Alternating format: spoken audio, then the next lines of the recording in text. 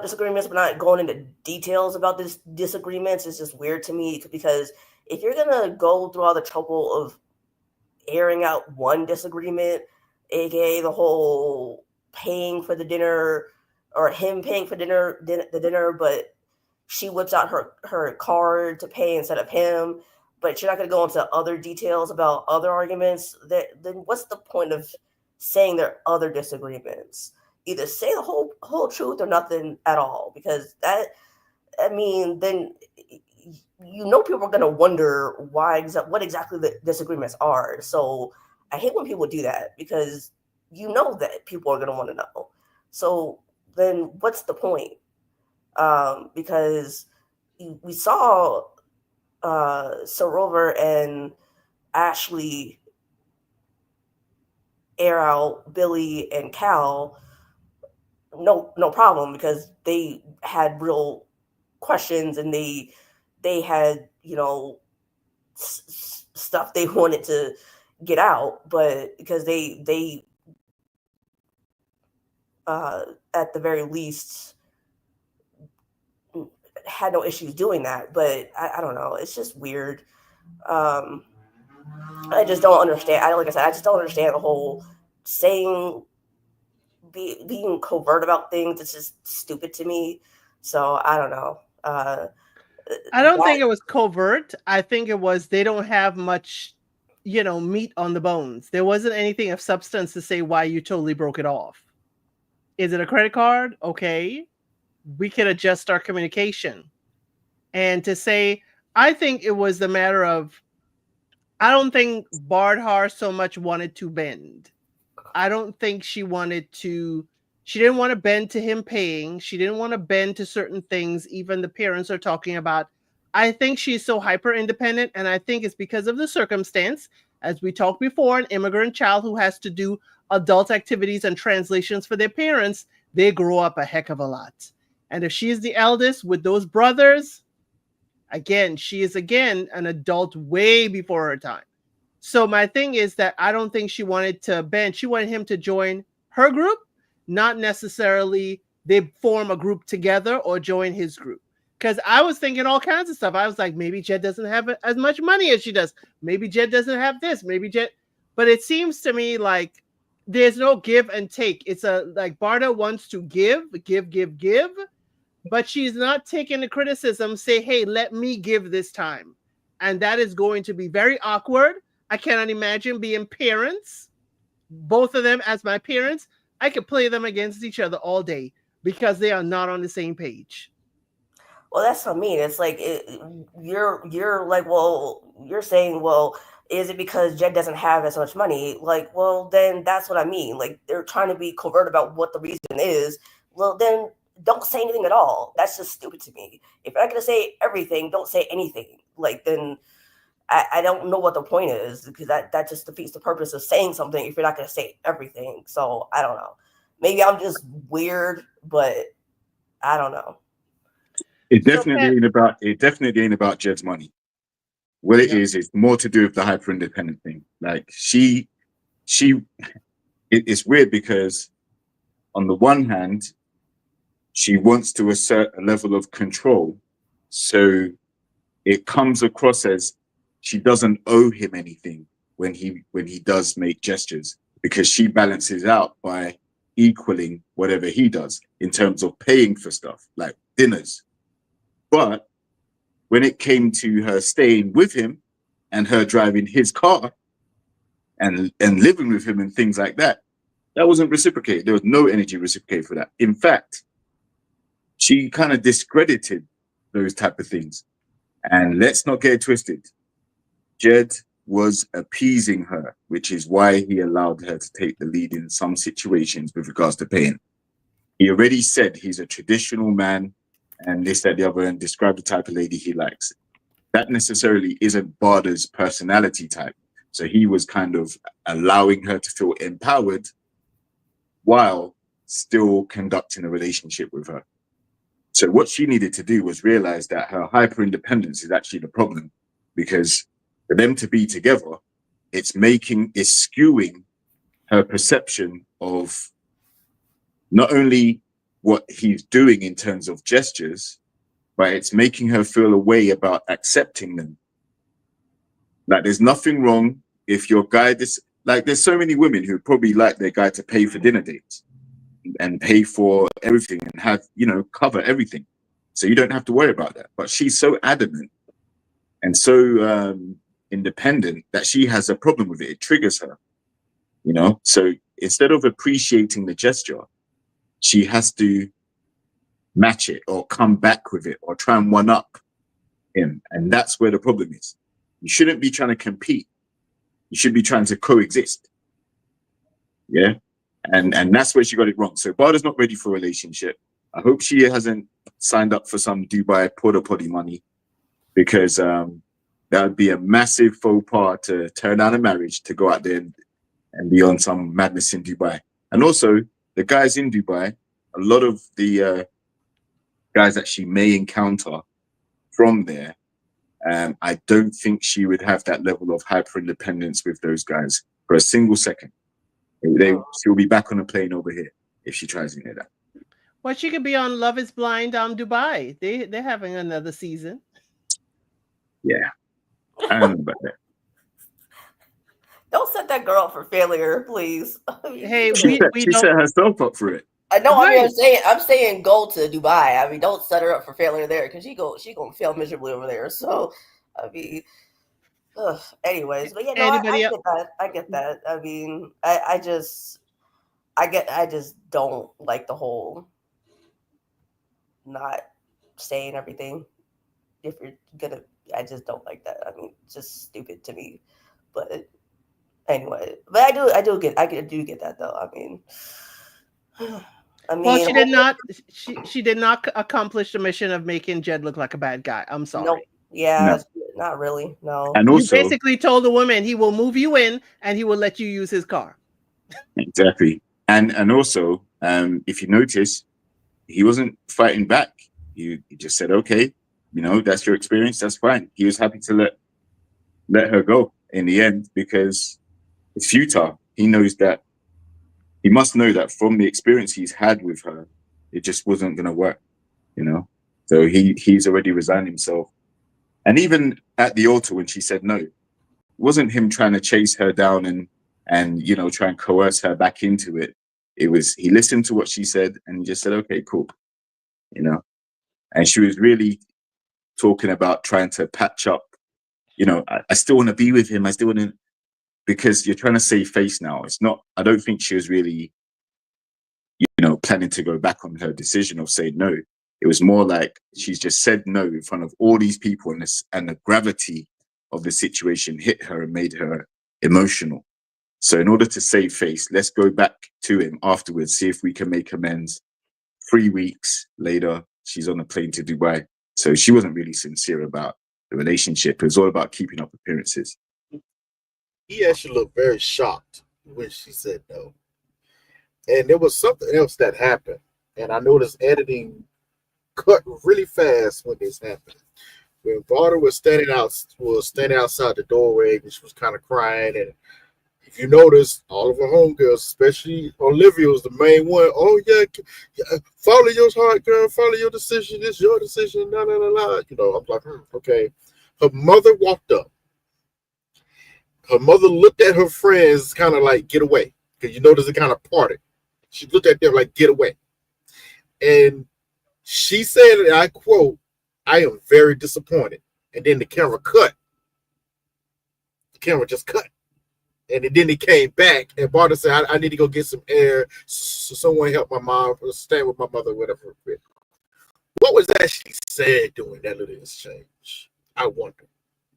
It's the same thing. I wonder, if you want to be close to your mom because of this scare, why you run to Dubai? Exactly. Her mom's probably a flight risk. So her mom ain't coming out there. Dubai is only about maybe between 4 and 6. Yeah, about 6 hours away from the UK. But still, if her mom has a medical emergency, Bardha's not easily accessible. So, and her mom isn't flying out there. So I don't know. Exactly. So I'm side-eyeing Bardha, okay? She looking good. She looking good in the tan and the outfit, looking real good. but I'm side-eyeing what she said, stuff that happened at the wedding, and I think to save face, as JRX TV is saying, to save face is why she said no the way she did. I promise to do all those things when we are ready. She didn't flat out say no. And that to me is like, oh, you leaving a door open. You are trying to slide out to the side, but still look like you haven't just slapped this man across his face with your bouquet. And yet you're the one outside bawling and crying and he got to comfort you now is where I had an issue. Go ahead, Trey. Which I find very interesting. Like, I understand, they're supposed to separate for the wedding. You're not supposed to know what their answer is for the dramatics of the show. But let's be for real. Let's just add a bit of realism into this. If you really was unsure about actually getting married, but you really wanted to work afterwards, I feel like you would have called him up and say, hey, are you really sure you want to say yes at the wedding? I think we need some more time, whatever. How about we stand as united front and we both say no at this time, and then we can work on our relationship. No, you waited until, it was time for you, with all the drama, to say no. And then want to throw him this idea of, oh, we can still try to keep going, make it work, blah, blah, blah. I'm like, Especially when that talk really didn't kick in and happen until after she spoke to her mom. That's when she really started talking, saying, oh, if he wants to talk to me, maybe we can work, whatever. If he wants to keep going, blah, blah, yada. And I thought it was very interesting when the parents was having conversations with one another about it. They all understood the reasoning. Like, yeah, it's a short time. Maybe we can talk. But they all still looked a little shocked. Like, wait, this is strange. And it was interesting that Jed's mother was the main one saying, of course, but maybe they still need a bit of time. Her mom was looking a little upset. Her mom was mad. I got on this good clothes and came out in front of these people camera for you to be acting like this. Especially, I think the mom probably is disappointed that she did not give Jed a heads up. I think it is the embarrassment part of it, because one thing I know in their culture, do not embarrass that man, and do not embarrass that man in public. I would be upset too, to be quite honest. And I think that's just a universal, to me, that's a universal thing, is don't embarrass me. But I mean, I'm not really part of that culture, so I can't really speak on that. But just don't embarrass me like that, and then expect me to to brush back into everything being okay. That's just the worst part, is don't do that. I mean, I might try to get a lick back, like, how we were talking about the other day about the 15-year lick back. Hey, what happens in members stays in members. But I mean, I'm just saying, like, I might end up doing that 15-year lick back just to punish you, but I might not. So you never know with me. So don't be embarrassing me like that and expect me to just forgive and forget. So just saying. It seems like in trying to expose Jed, like, she just revealed more about herself. So the public opinion is still side-eyeing her and thinking, very performative. And let's be honest, people. We understand that 95% of people that sign up or get recruited to come on this show, most of them are not really serious about all this. Usually there's always, I say, 4 to 5%, usually 1 or 2 people that you find actually in the show, and you like, you know what, they're actually serious about this. And they usually show up, and you're pretty easy to catch. Somebody like, Demola or something, like, I think he was serious about this. To her point, maybe even Ashley to a certain extent. I think she was a little serious about this. Yeah. We'll get to her. But, so I think this is more of a thing of, yeah, you want to take it seriously, but you go through the show, especially for Jed's point of view, you go to the show, you meet somebody. Wow, this could really work. We kind of get on. I like her. Or I'm attracted to her. I see her. Hey, okay. Okay, because even he said, yeah, I'm probably gonna be a yes, but it's like I didn't have doubts either. I was unsure about this getting married. He said that, but you are left of a decision. This is a decision. In his mind, I'm thinking he met this girl. She's beautiful. We kind of match up. Why would I say no? Like, I might not come across this every day. Now, Jed is no saint. We are not canonizing him. I was very suspicious. Okay, very suspicious when he didn't want to tell us at the wedding what his answer would have been. He said it don't matter now. And then he was like kind of, hesitant with what his answer would have been at the reunion.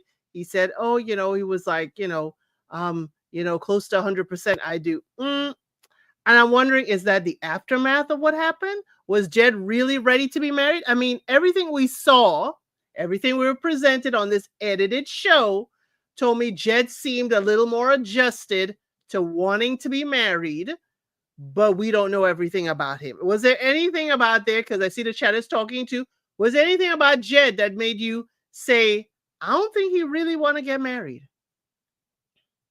I thought that about every cast member on this show. That's just is my opinion.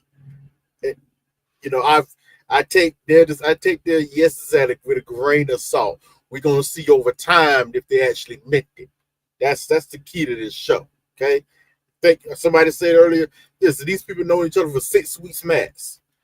Now I've known people got married in that amount of time and they're still together. It could work, it happens.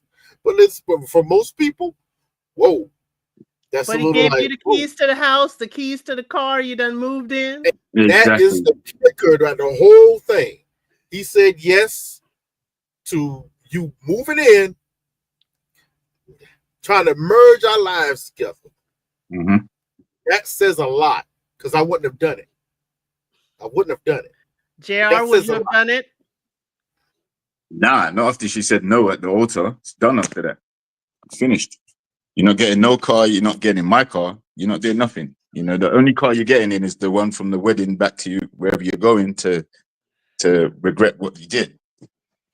But yeah, I think Jed, we're not saying he's perfect. That's not what we're saying. What we're saying is from what we were presented, this couple looked like they were certain to go to the altar and say yes, by all accounts. Then when we heard the reasoning why, the bickering, right? And it's over paying the bill, right? So we're not saying he's perfect, but what we're saying is he wanted to pay the bill on a particular occasion in front of his friends. And that's what caused the major issue between them. Everything else was kind of minor because it wasn't so much talked about. So he may have been at fault for some of those more minor arguments. We don't know the details of that. So let's not over speculate. We can only deal with the evidence that's presented on this heavily edited show. But from what we saw, Bardha said no, and she said no before Jed could even say anything. So I don't even fault him for not wanting to give an answer after the fact. What difference does it make now? Even if he had have said yes, she still said no. So there still wouldn't have been a marriage. So at the end of the day, we're we're not being cruel to Bardha. We're just saying what we see. And she was very performative. I as a man, I'm not going to know a girl for 6 weeks, have her move into my house, give her the keys to my car, and try and make it work with her after she's already rejected me in front of my friend's family, her friend's family, and international TV. I'm not going to do that. So Jed is a better man than me for that. I have a suggestion. I think Love is Blind should adopt a system where they do the same thing as Married at First Sight UK version does. When you get up there at altar, you have to pre-write down what your answer is. And then we have to flip the card or turn it over at the same time. And then you go through the vows. Because if you notice, this really depended on who go first, who don't. And I like to know what the answer is, what it is really. Write it on the card. We come up here. Now we must decide as Love is Blind. What are your choices? Oh, yes and a no. Now, if it's a no, then we find out what the reason is. If it's a yes, then we go through the vows. Boom, boom. There it is. Because all this is dependent on who go first. A lot of But it. I like the carnage after the vows, though. Of Trey. course you do. Yes, I like you yes. to vow all of this and then say not right now. I love it. I'm sorry. I love the carnage after the vows. I You need watch to too hear much. that. You don't watch too much Married at First Sight Australia. That's what it is. Too much. Australia, I've watched, those shows. There are some UK shows and there's some South African shows. I like the carnage. I need you to vow all of this and then vow not to keep the vow. But someone in the chat here is saying that they don't getting the keys to the house and the car is not a big deal to me. After 6 weeks, that's not a big deal. Wow. I'm, You must be ma'am. It must be Africa. Listen, whatever man you dating doing that, run from him now. I'm telling you, that's for your love bombing. own safety, run. If you coming across men like this, run. That's love bombing on a super Saiyan level love bombing. Because how you giving someone the car and into your house after 6 weeks of knowing them, and that's normal? No way. No way. Put you on the insurance for the car. Say, oh no, not after 6 weeks. And I think even if she did give it an attempt to try to salvage the relationship, I don't think 3 weeks is enough of enough time to give it a chance. So I think she was clearly out, and she just wanted to make amends for kind of embarrassing everybody that participated in the wedding, and then headed off to Dubai so she didn't have to face the music when the relationship broke up eventually.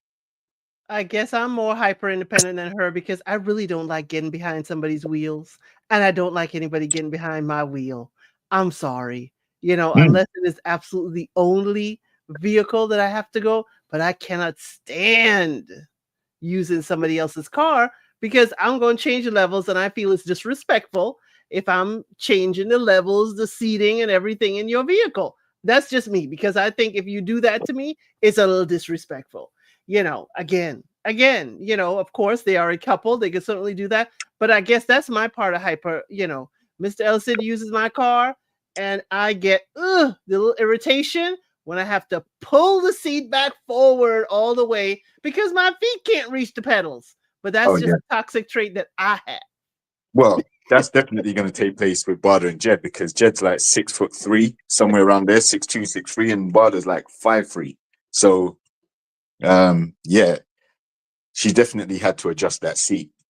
Now, if you're so hyper independent, why do you want to drive his car anyway? Why didn't you say no to driving his car? Why don't you drive your own? And moving in with him. Yeah, moving in with him. Live by yourself. Drive his car? Why not drive his car? No, but she's hyper independent. Listen. If she rejected paying for dinner, then why did she take him up on driving his car? Because she ain't got to pay the car payments for that. So she didn't have to pay the bill either, though. He was paying the bill. I'm just being facetious here. I'm just I don't get it either, but I'm just trying to throw it out there. So I'm just joking. So don't Devil's advocate. She's right. Ari is just trying to see what will stick. Yes, we understand the hyper independence, but since she moved into his town, maybe she didn't have a car where she was. She lived in London. So again, it's for convenience sake. It's for convenience sake. I'm saying if you're hyper independent, I agree with you, JR, then you need not be using anything that utilizes his funding. Anything at all. Don't even turn on the lights in the house. So the thing is that for this couple, I need to know a little bit more because there's so much. Why did you say, I wish you well, far away from me?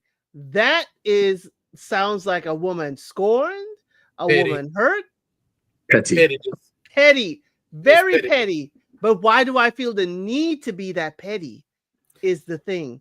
And I don't want us to analyze it. I do want us to move on to the next couple because this is the lightest, well, one of the lightest groups that we have for today. One of the lightest, okay? So Trey, I'm going to ask you pick our next couple to discuss.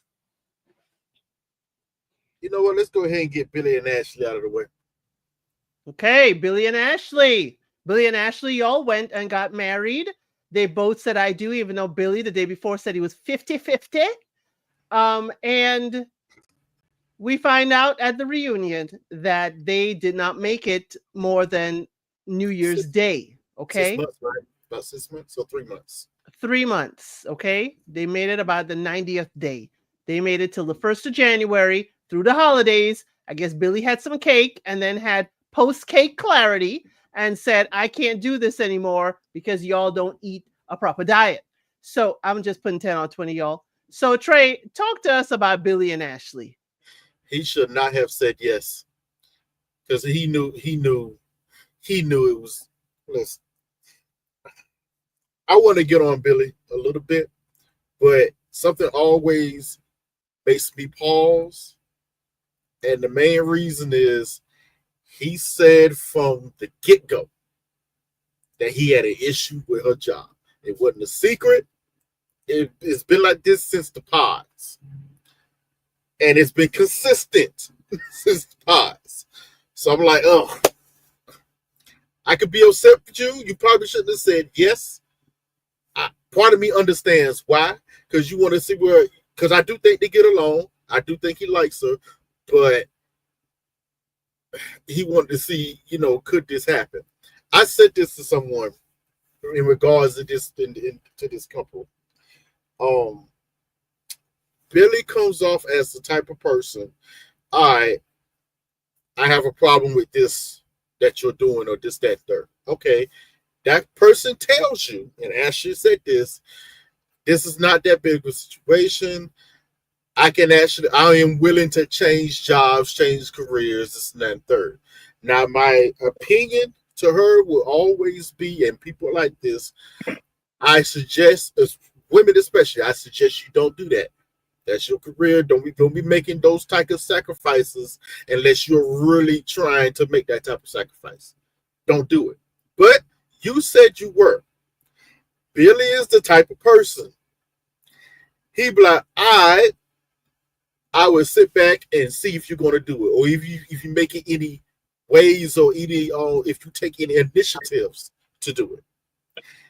Now, I'll be honest with you, I never believed Ashley was just going to quit her job or change her career. I never believed it because it made no sense.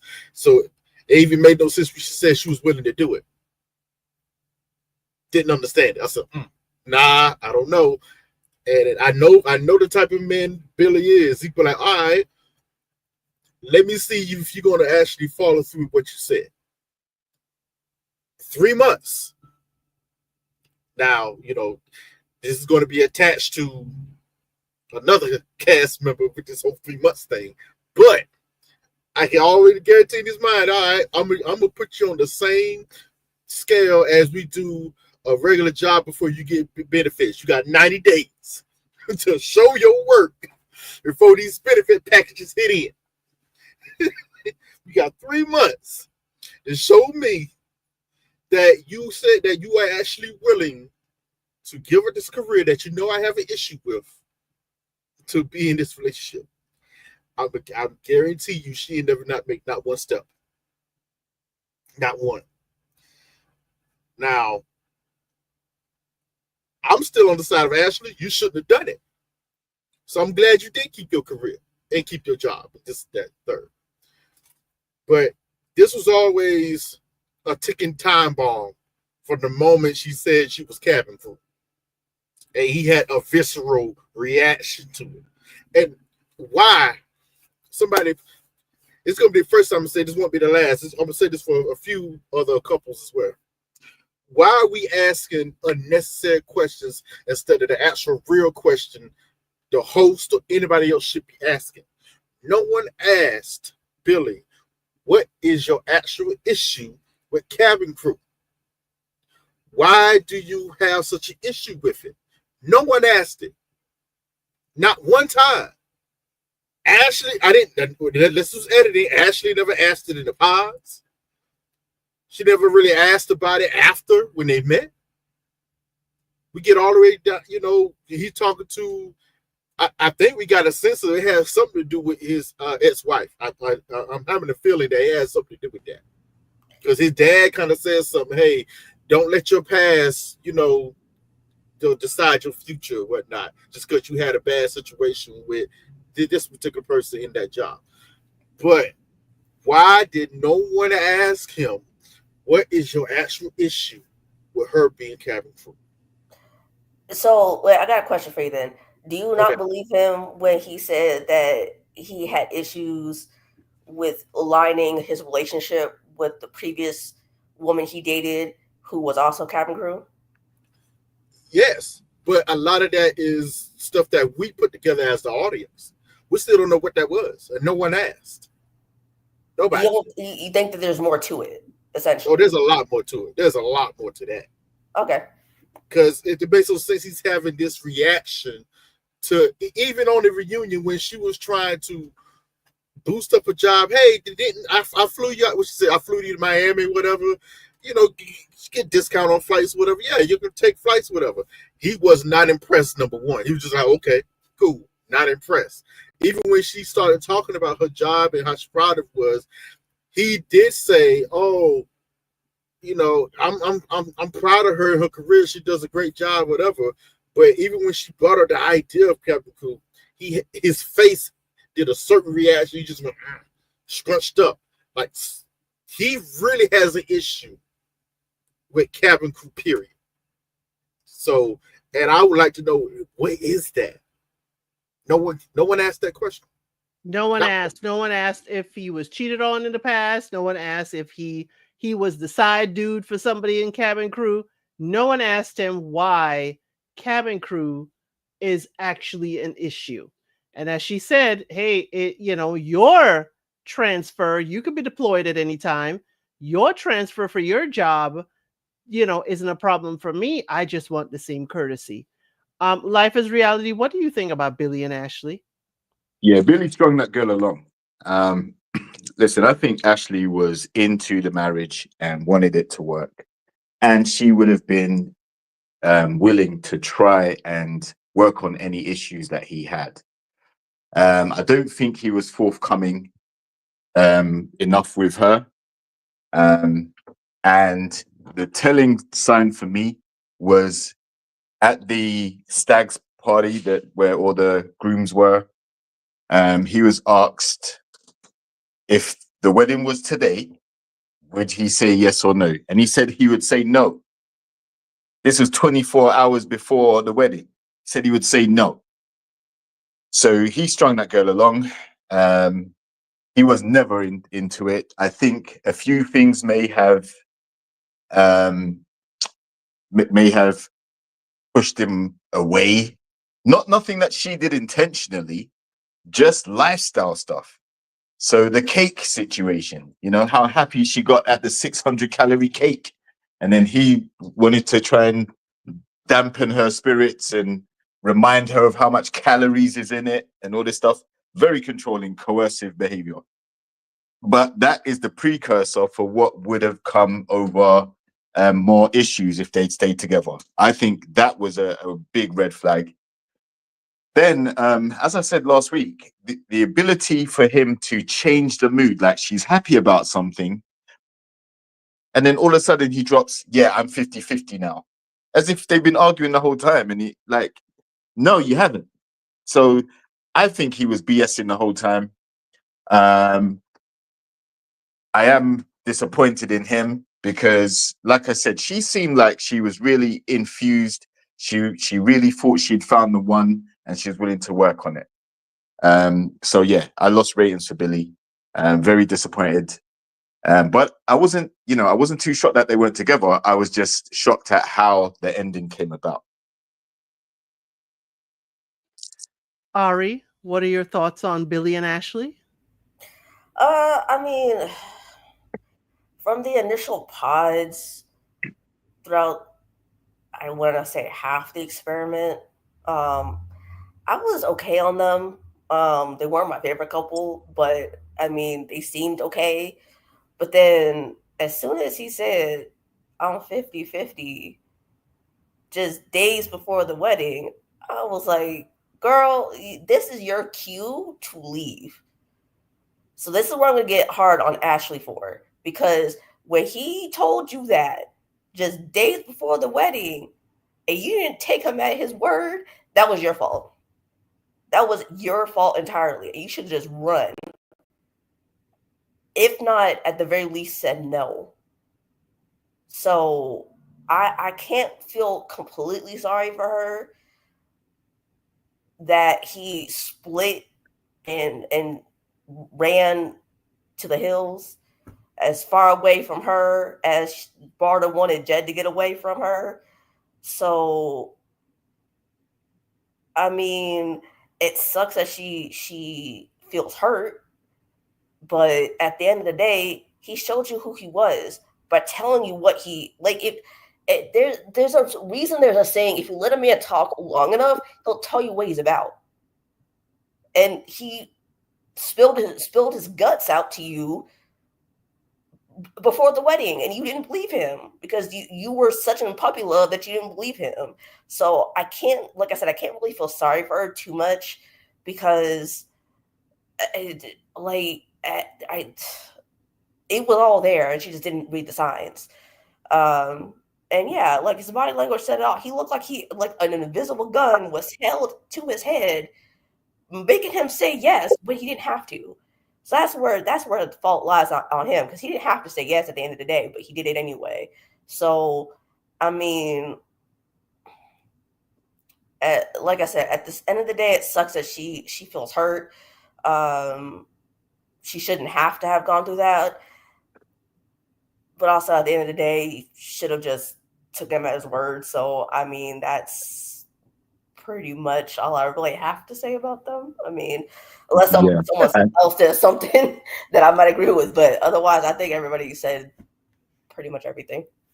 I think the thing that makes it worse, like makes me come down on Billy a bit more, is because he was the first person with the "I love yous" in the pod. He was the first person. I think it was like the first day or two where he was like he loves her and this, that, the other, right? So, oh yeah, second day. So there was a lot of expectation that he created for her. Like she looked as if she was taken aback a bit by how sudden it was initially. But yeah, if you're in love, I don't think things like cake and the schedules is gonna stop you from being in love with the person. And his rationale of if I'm in a situation to take a chance on love, I'm gonna take a chance on love every single time. Yeah, that was a cop out. Like he didn't love her like that. And because the love word is strong, right? You're more adaptable and flexible for people you love. The walls come down, you allow them to take more liberties, unfortunately, than you would normally, because love kind of blinds you to those things. You're thinking about how much you admire the person, how much you love the person, how much you care about the person. So when things that are not to your liking, you kind of overlook them. He never showed signs of necessarily doing that. So I think he was very performative. Again, I think the lifestyle thing, him traveling for his job, to stay on an army base for however long he has to do it, that doesn't align with what he's looking for, and that's why he should have said no. But he put it on himself. He tried to go with it, even though he was half-assing it, and his feelings didn't grow. And he knew his feelings wasn't going to grow very early on, because to cut it so suddenly out of nowhere, it completely blindsided her, and it must have hurt. So Billy, yeah, he's fully at fault for their breakup, and he should take all the heat that comes from that. This is a classic case of, in the pods, y'all know it was wrong. Billy, you came in there telling your dad you don't want anybody with cabin crew. yet you still pick someone from cabin crew. Ashley, you picked a man that made it all about your career, and you had to desperately attempt to tell him, I am not my career. I could drop what I love and what I've accomplished in my life in order to be your wife. Don't do it. Either one of them. Don't do it. It is not going to pan out. So again, Billy, you didn't want to be twice divorced, but you put yourself in this position. You put yourself in this position. You knew it was cabin crew. You knew it was cake. You knew it was seasoning in the mince. You knew it was a whole bunch of stuff.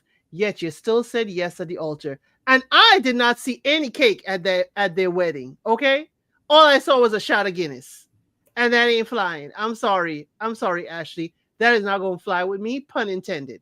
So again, I think these are two people that went through the pods. They were very happy. I think Ashley was very happy. Billy wanted to make it to the next level, and then you didn't have to say yes at the altar. As a matter of fact, you shouldn't have proposed in the pods. But that's just my humble opinion.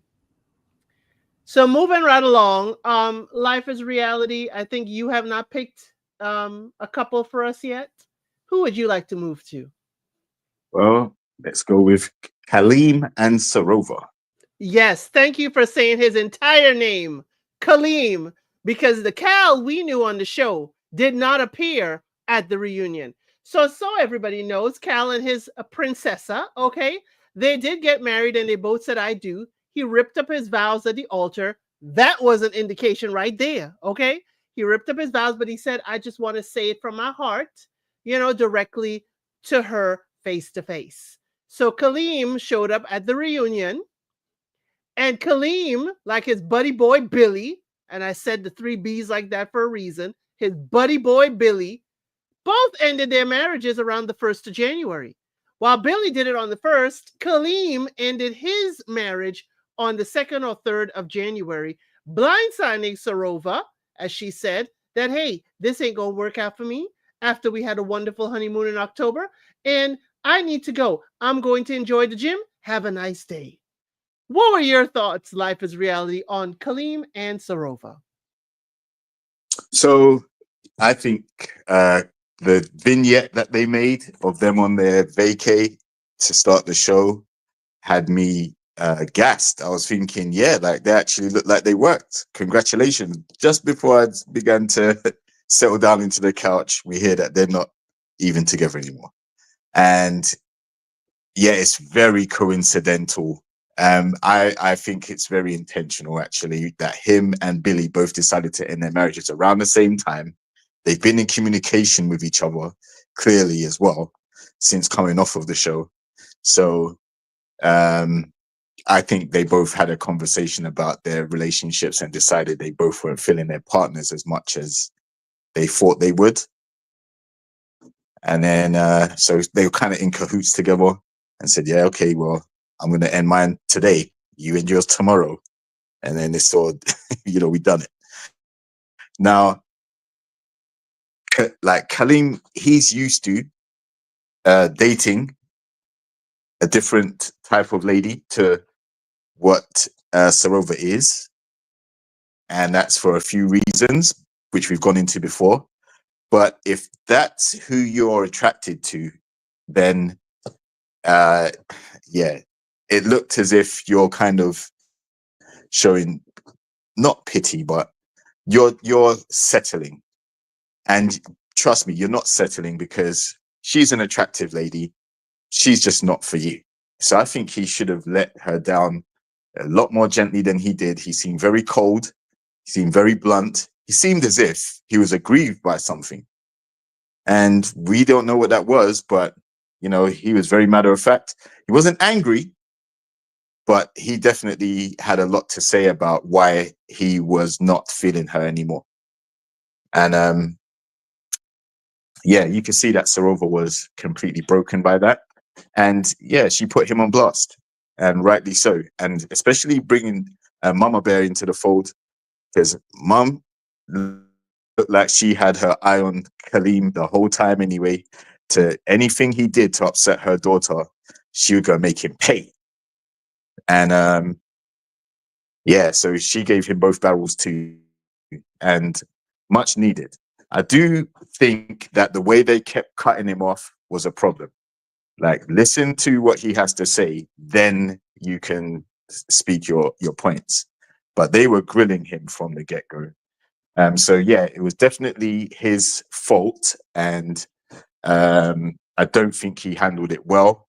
I don't think he was attracted to her in nearly as much as what he should have been, and that's why it's so easy for him to pull away.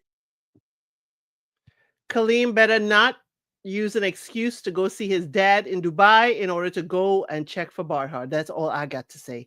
Ari, what are your thoughts on Kaleem and Sarova? I'm gagged at you guys calling him his whole first government name. So forgive me for having laughed while I was muted. But yeah, and I meant to say this about Billy and Ashley too, but this applies to Kaleem and Sarover. I wasn't surprised that they ended things. I really wasn't. I knew it from when he described his physical type.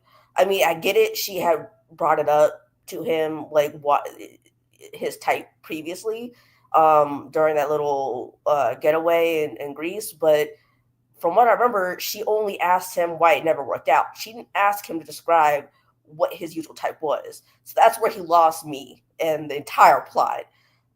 So I wasn't. While I was expecting them to say at least him to say no at the altar and her to say yes, I wasn't gonna be terribly surprised if both of them said yes, but they didn't end up staying together for very long. I didn't think it was gonna implode that quickly. Personally, same with Billy and Ashley, but you know, I get, but I wasn't surprised that they ended up going their separate ways, because I don't know how you can manage to have verbal diarrhea about what your physical type is, knowing full and well this girl's not what your physical type is. And I personally don't think people get away from their physical types too much.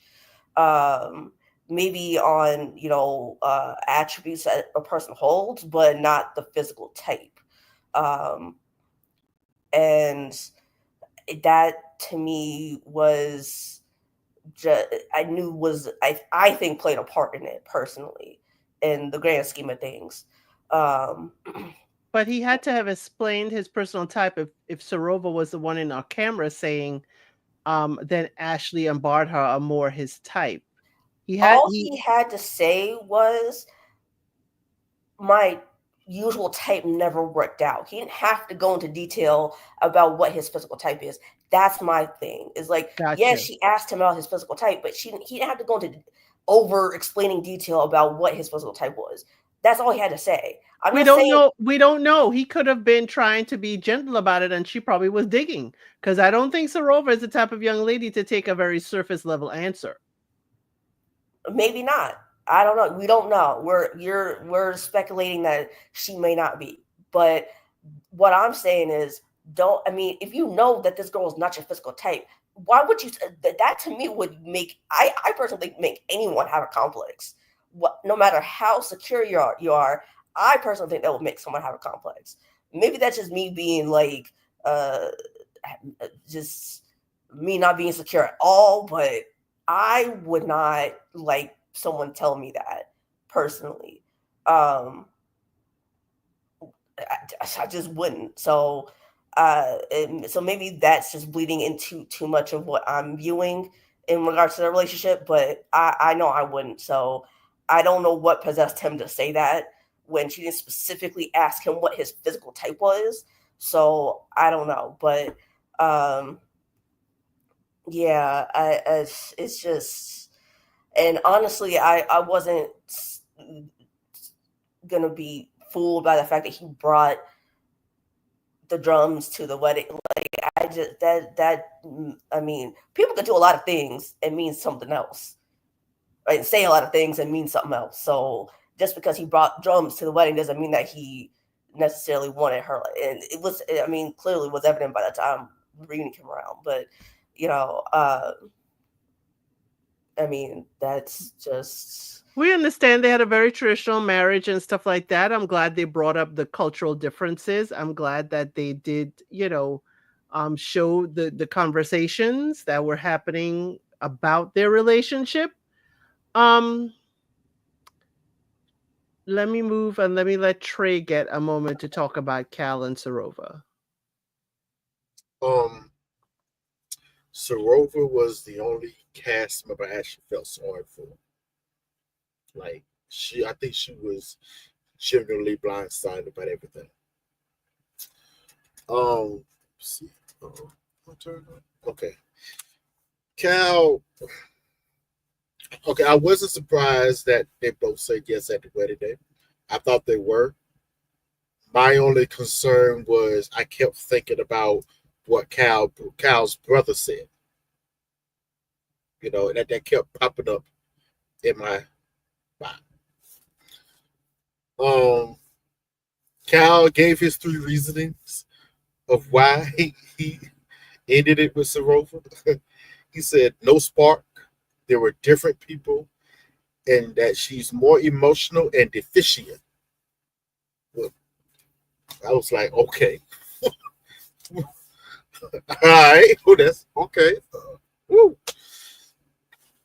But it led me to think, I was like, no spark. Well,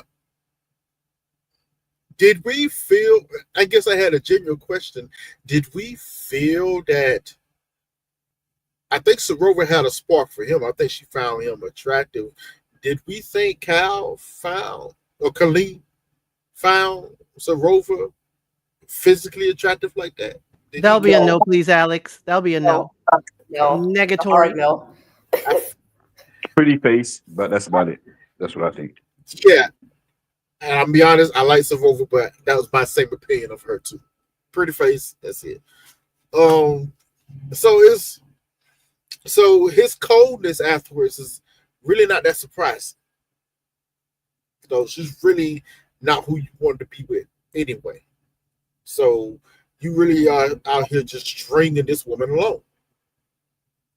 And you did, because unlike Billy, he actually didn't really fight. He kind of fought back, but he didn't really fight back when it was going at him. He just said, okay, cool, whatever. I'm going to move on regardless. I think the most important thing out of this whole situation was what his brother said in that audience. He summed it up perfectly and it was the same thing he echoed when he went to go visit him and, when someone met his family. You have never been a commitment person in the first place. Never. You've never been that. And he was shocked that he was actually going through this process to try and change that. He was happy that he was trying to change it, but he was shocked that he was trying to change it. And I think his brother summed it up perfectly. I think he looked at our lives, his older brothers, and said, "Oh, I want that." And that's okay to want that. But I say this very rarely, but I do say this. Hey, Dahlia, I say this very rarely. Some people are just not meant to be in a committed relationship. And we may have met a person like this, Kaleem. No matter what relationship it might be, he's just not a person that's meant to be in. And sometimes we may have to give room for that. Mm-hmm. That's true. He's not built for it, not meant for it. If you try it with him, you're just going to be hurt. It's just going to be hurt. But I do genuinely feel sorry for Sarova, because I think she was really in this. She was really trying with him to the point where I felt like she was trying to hold on too long. Like, it almost felt like if Kyle would have all of a sudden said, you know what, let's give it a chance again, she probably would have said yes. I was like, oh, Sarova, stop.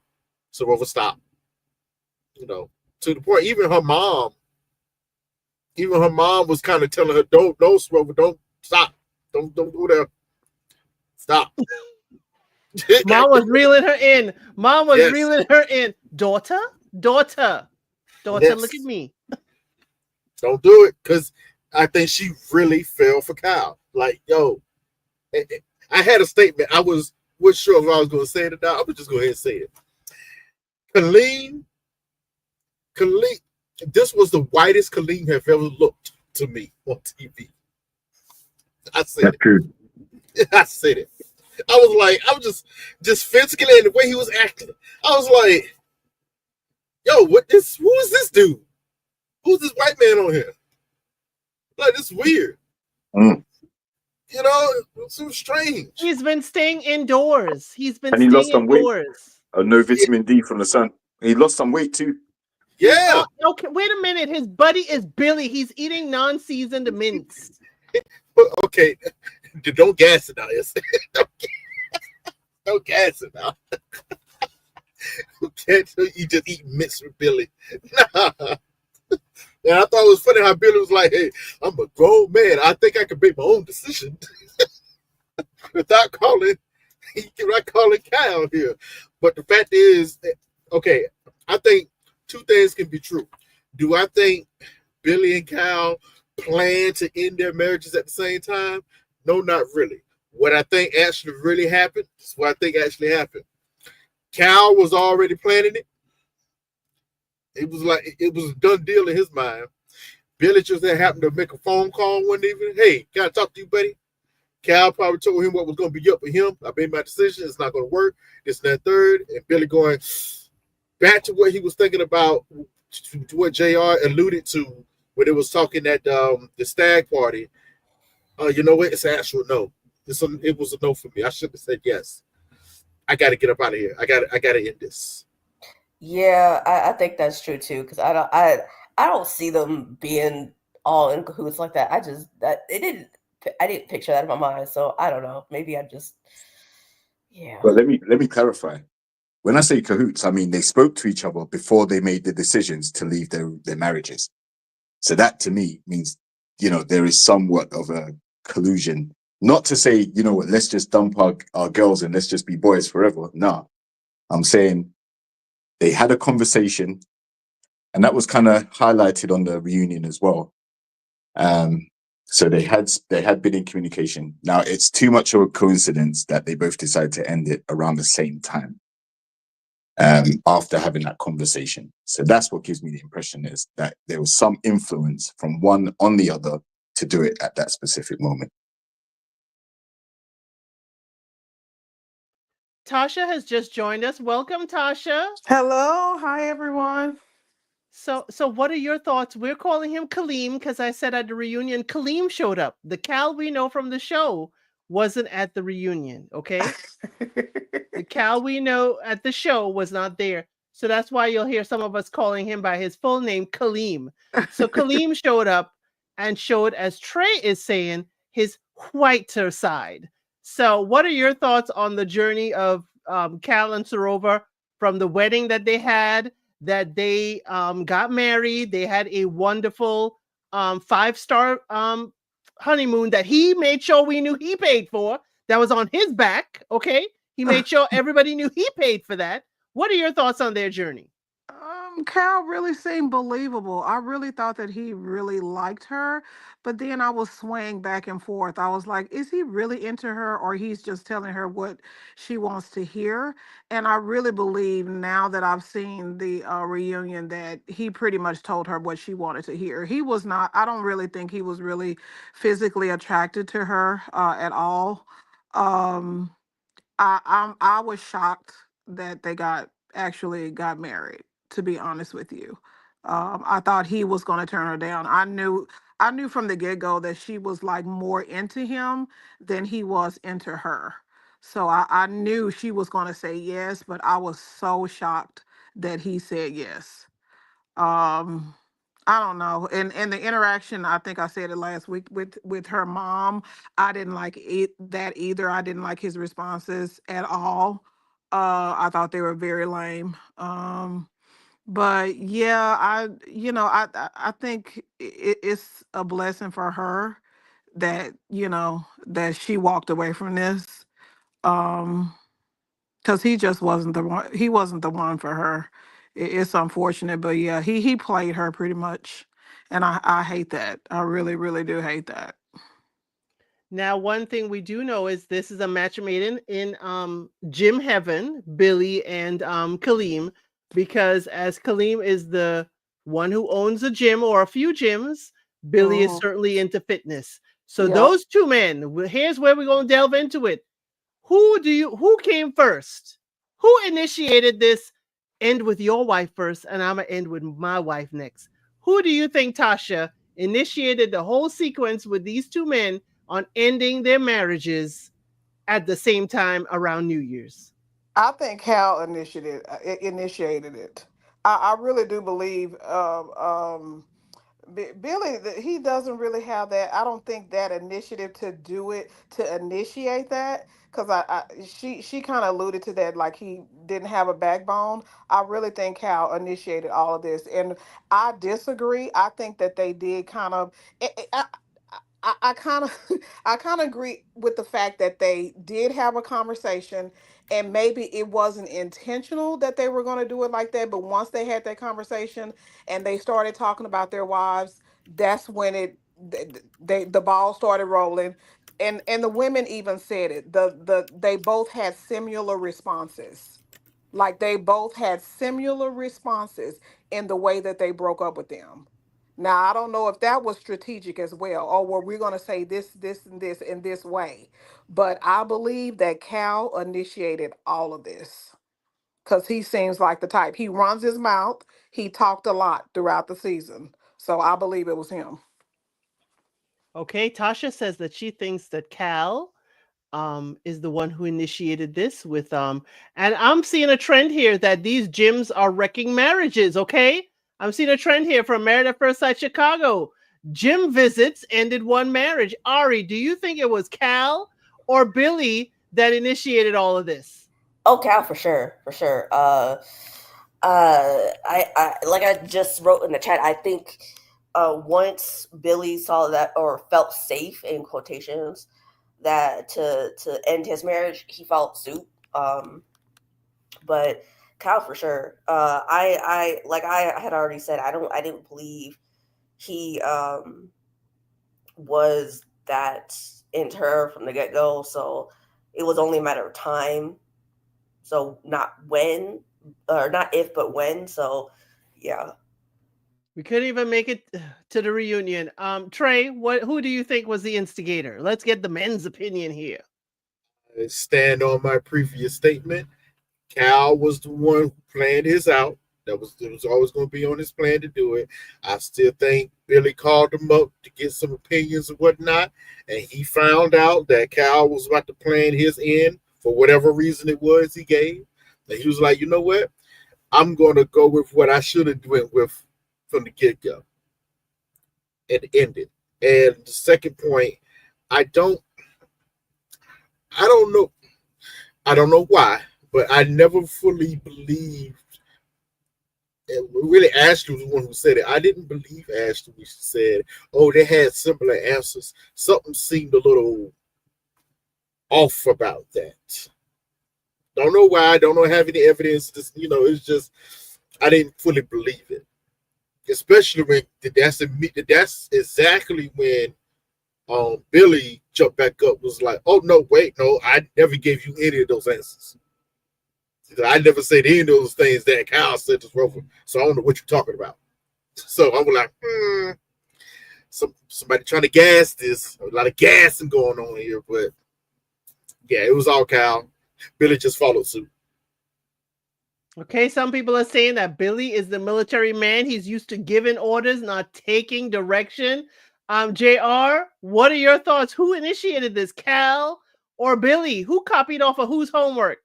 Well, I'm gonna disagree. With the panel. I'm gonna say it was Billy. First of all, yes, he is used to giving orders and everything like that. I don't think he's easily told what to do. Um, and I think if he did reach out with the phone call, then that's what initiated the chain of events. I think he called.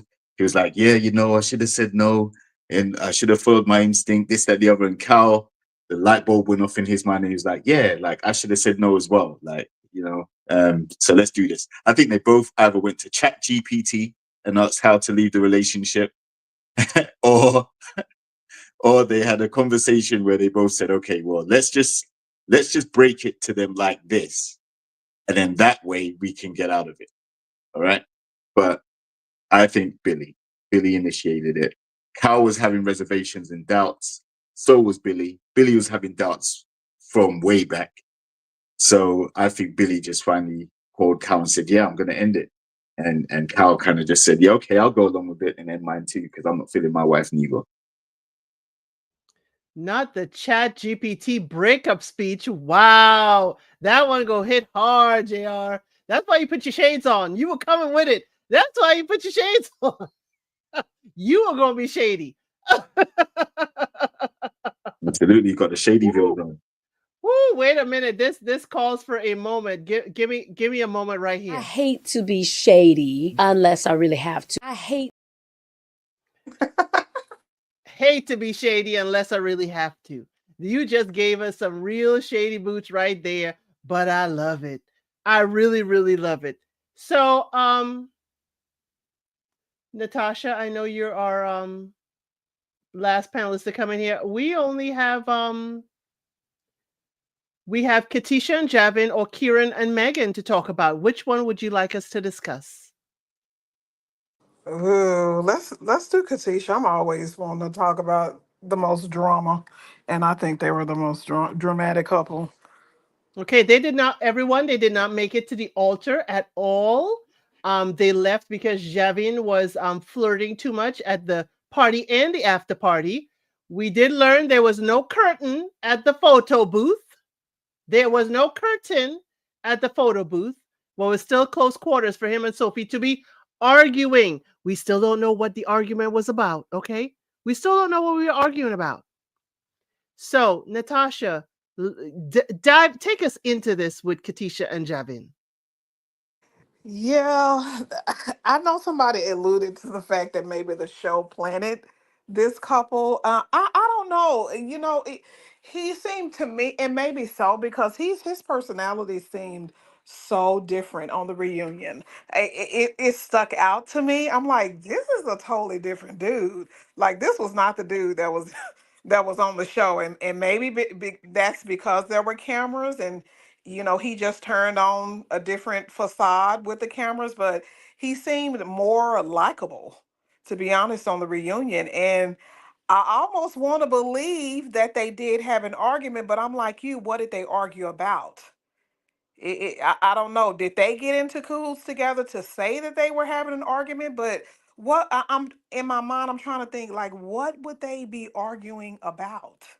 Like, what would cause a rift between those two? I don't know. I don't know. Maybe she was playing hard to get, and he wanted to get, and they was arguing about that. But that's boggling my mind. But I felt like Katisha was still hurt, on the reunion. She just seemed really sad. I hate that. She just seemed very, very sad on the reunion. But I don't know. I don't know. I'm maybe thinking maybe they were planted. Maybe they were the couple that were planted, but that was a good plant if the show did that because they caused a lot of turmoil and a lot of drama on this season. So I'm still on Katisha's neck, okay? Y'all, and please forgive me. I'm still on Katisha's neck. Here's my problem. Katisha's trying to, and I don't use this word usually, she's trying to gaslight me. She's trying to tell me I did not hear her say, Damola is my man in the women's lounge. She's trying to tell us and the cast, y'all are confused. Y'all got it wrong. Y'all don't know what you're talking about. When we clearly heard her say, Damola is my man. yep. Then she turns around after a drinky drink and a few lines out of the booklet that, hey, now it's Javen is my fiance. Like there wasn't a change that happened. Like a change didn't come. That's where I'm on her neck about. It's like, wait a minute, we're not confused, honey. You're confused. And here's where our thing is. You didn't explain to us why you made a detour. We're Mhm. okay with a detour. We are Uh-huh. fine if you realize there's more chemistry with Javen. I could see a future with Javen. That's okay. But when you try to tell us we didn't hear or see what you did on 4HD, I just lost a lot of my sympathy for her because she's trying to change the wheel. Now, her coming after Sophie, I said the man that made a promise and vow to you and proposed to you sitting right next to you. Why is there any heat for Sophie? Uh-huh. Sophie did not invite herself to sit down. Sophie did not invite herself to ask, that she lived 5 minutes down the road. Where's the heat for Javen? Who is the one who made a promise for you?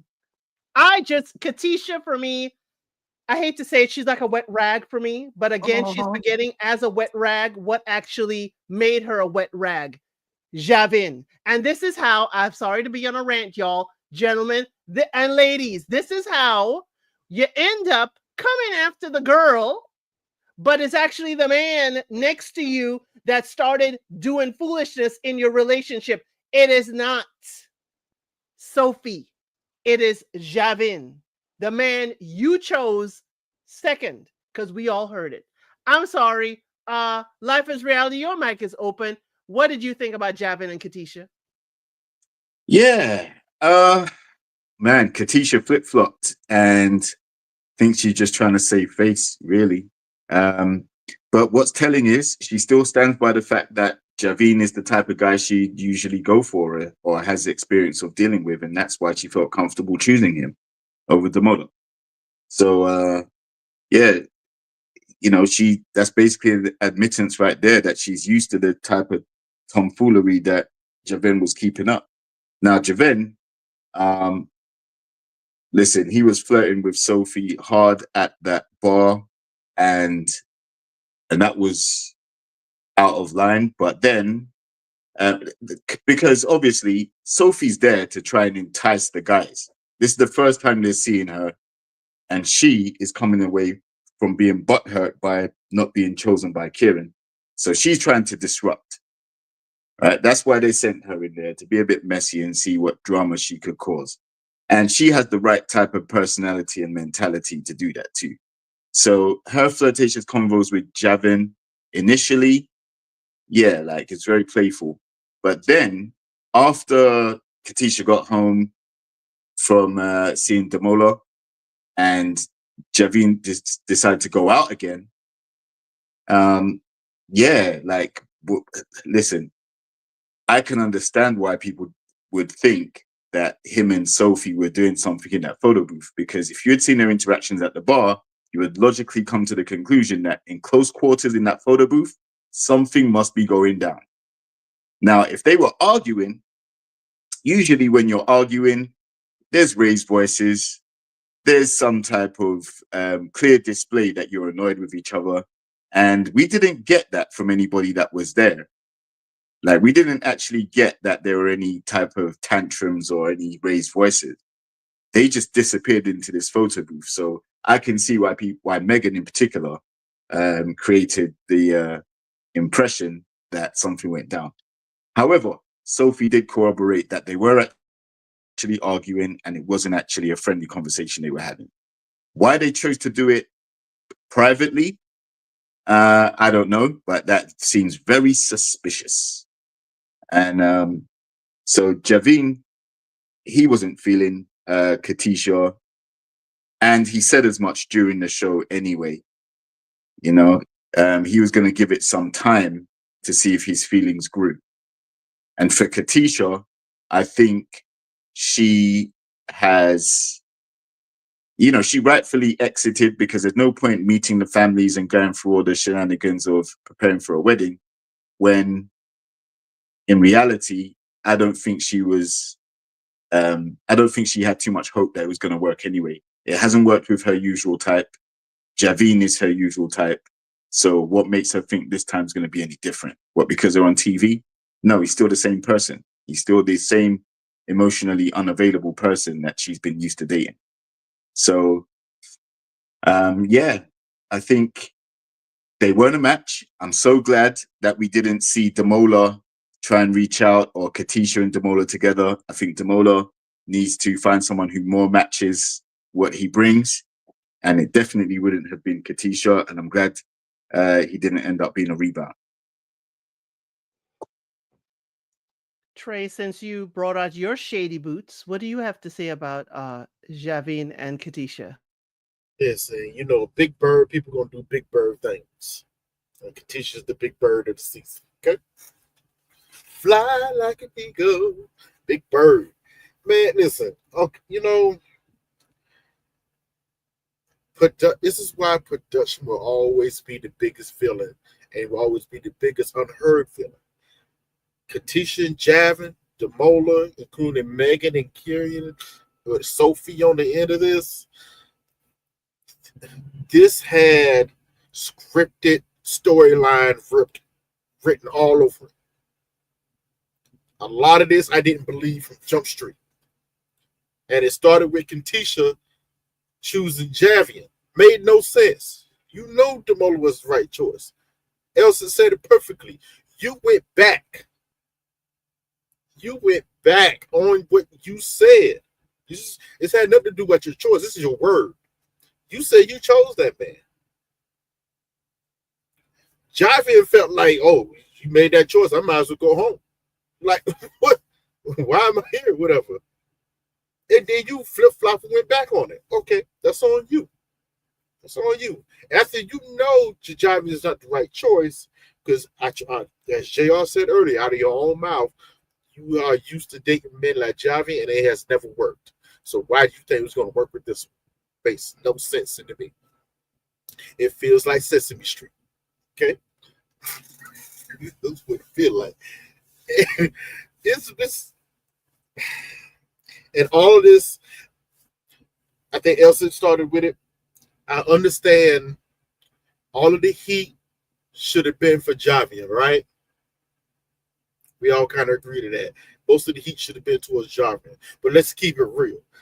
I'm not the biggest Javian fan, but I knew they really never had no heat on him from the get-go. That's why she tried to keep it towards Sophie to have this fake drama going on. Like it made no sense because the only thing she had towards Javian for the most part was him acting, I guess, a bit cold towards her. And what happened because of what Megan and Kieran has said. And let's keep it real. We're going to talk about it. They gassed that whole situation. JR was right. Was it suspect looking? Of course. But I go off of what they actually said. You know, and I hated to do this because I had to agree with Javen. I was like, why am I agreeing with this dude? I don't like him. But he was right.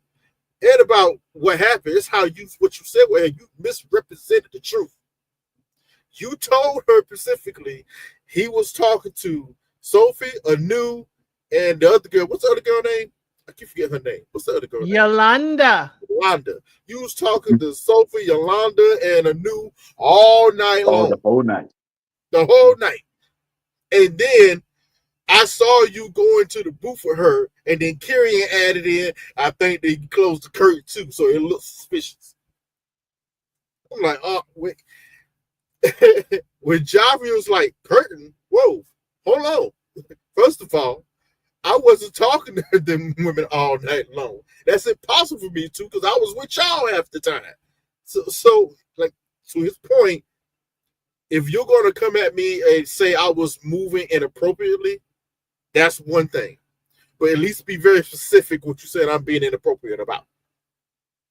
Because now I have to question everything you so-called say. And Megan trying to stand 10 toes down on what she saw. Hot air. She could be on Sesame Street too. She looked like Oscar Grouch in that green dress. Oscar the Grouch.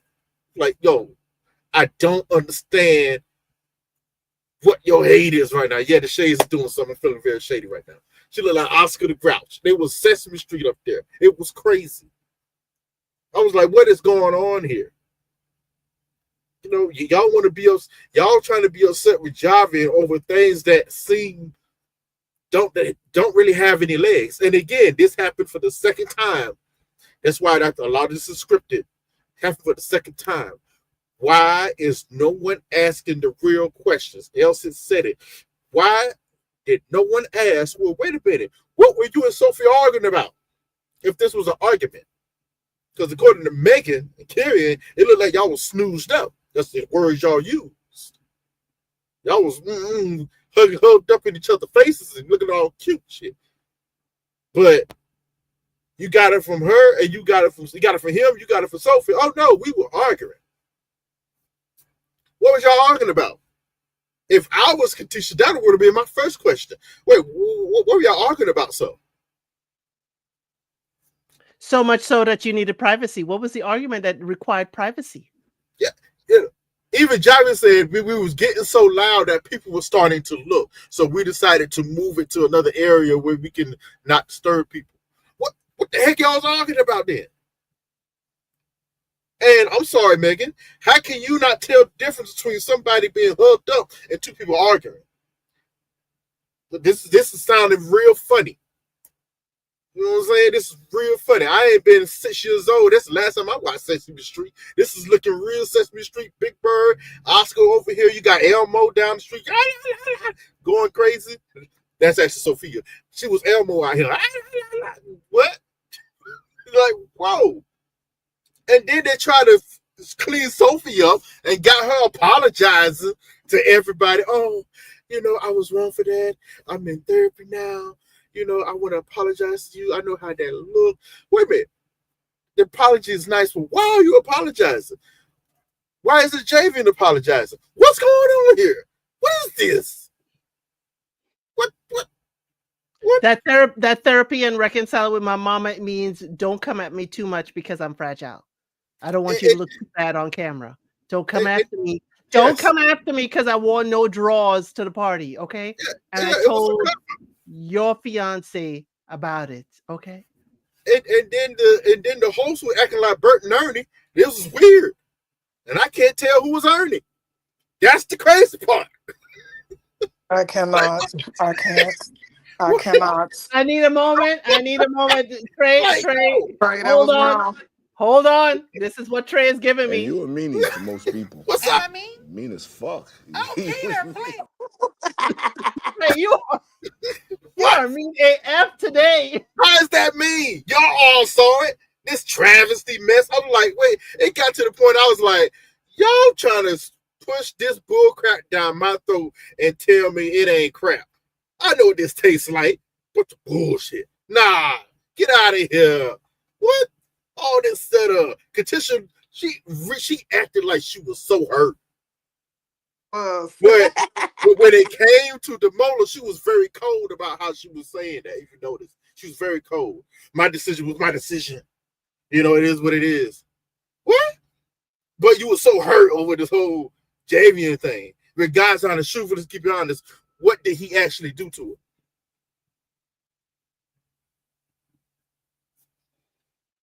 Hurt our feelings. Yeah. Over what? You see this pause? You see how everybody can't really even call it? You see what I'm saying? This makes no sense. This is not educational. This is the okay. We need to let Trey calm down for a second. Trey, come on. Come on. It's okay. It's okay. It's okay. It's okay. It's okay. It'll be okay. I promise. We gotta put Trey in a padded room. Put him in a padded room. Hey, put me in Gotham. I'm going to Arkham. What's up? Okay. Sound like you came from Arkham. Hey, I just got out. Okay. What's up? Call me Harvey Two-Face Dent. Let's get it. Yeah, I put on the shades now. I'm different. But nah, it just made no sense to me. I'm just like, okay, you got Javen coming out to be this benevolent person all of a sudden. I think it was Tasha. Yeah, he was a different guy. He came out very benevolent and apologetic. Yep. Apologetic. You almost understood him. I was like, yes. Like butter couldn't melt in his mouth. Yes. Yeah, that's because he felt that he was going to be vindicated when everything was discussed. Like when the details were given, like the thing about pulling the curtain and the argument. JR, that's the crazy part. He actually was. Yeah. And that's why everybody kind of quiet about it. It was like, we don't really like you, but dang, you wasn't really lying. No, he wasn't lying. Everything he said, I had to force myself to say this. Oh, the point isn't the lie. When did Javen actually lie? The point This is how he not was the moving. lie. The Yeah. point is you were in close quarters Yes. with a previous love interest from the show Yes. who got no draws on. Yes. And that the should have been silence down the street. Elsa, you're right. And why wasn't that the point or the argument? Even he admitted it. Because Even he admitted it. production don't want to make Sophie cry because Sophie came with her, little arc that, don't do too much because I'm fragile. Yeah, but it's Sophie's idea to come out without underwear. Right. Yeah. What? Yeah, he didn't ask her if she had on underwear. And the men fall for it every time. Every time. He don't even know for sure if she had no underwear on. She could have just said that. She could have slipped them off in the photo booth. And if I'm Javen, cook me for that. I found it was very interesting how he went. You know what? If you would have told her he was having a very prolonged conversation with Sophie and it looked funny, I would have ate that. I would have been like, you know what? That's right. I would have a conversation. I would have to explain that. Then you wouldn't hear argument with me. But that's not what you said. Because that's not what she said. They try to make something look a certain type of way. And when we really look at it, yes, they may look a little suspect, but it wasn't as bad as they tried to make you look out to be. Yeah, Megan put 2 on 10. Yeah, 10 on 20.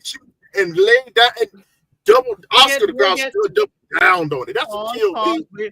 We'll get to Megan when we get to Megan and Kieran. Ari, I want to give Trey a chance to calm down and you a chance to say what you got to say about Javen and Katisha. I mean, and not to get him brought up again, but I was agreeing with a lot of what Trey was saying because I'm always over here saying, like, why are you having me defend this ain't-ish man? Like, why? Like, tell me why I'm having to defend him, because it's the way it didn't make sense to me either. I'm like, it really felt like the only reason why Megan was focusing on Sophie, because she seemed to focus on Sophie specifically, and the only reason why she was because she had beef with Sophie because of Kieran. And as much as she tried not to have Sophie get under her skin, Sophie did anyway.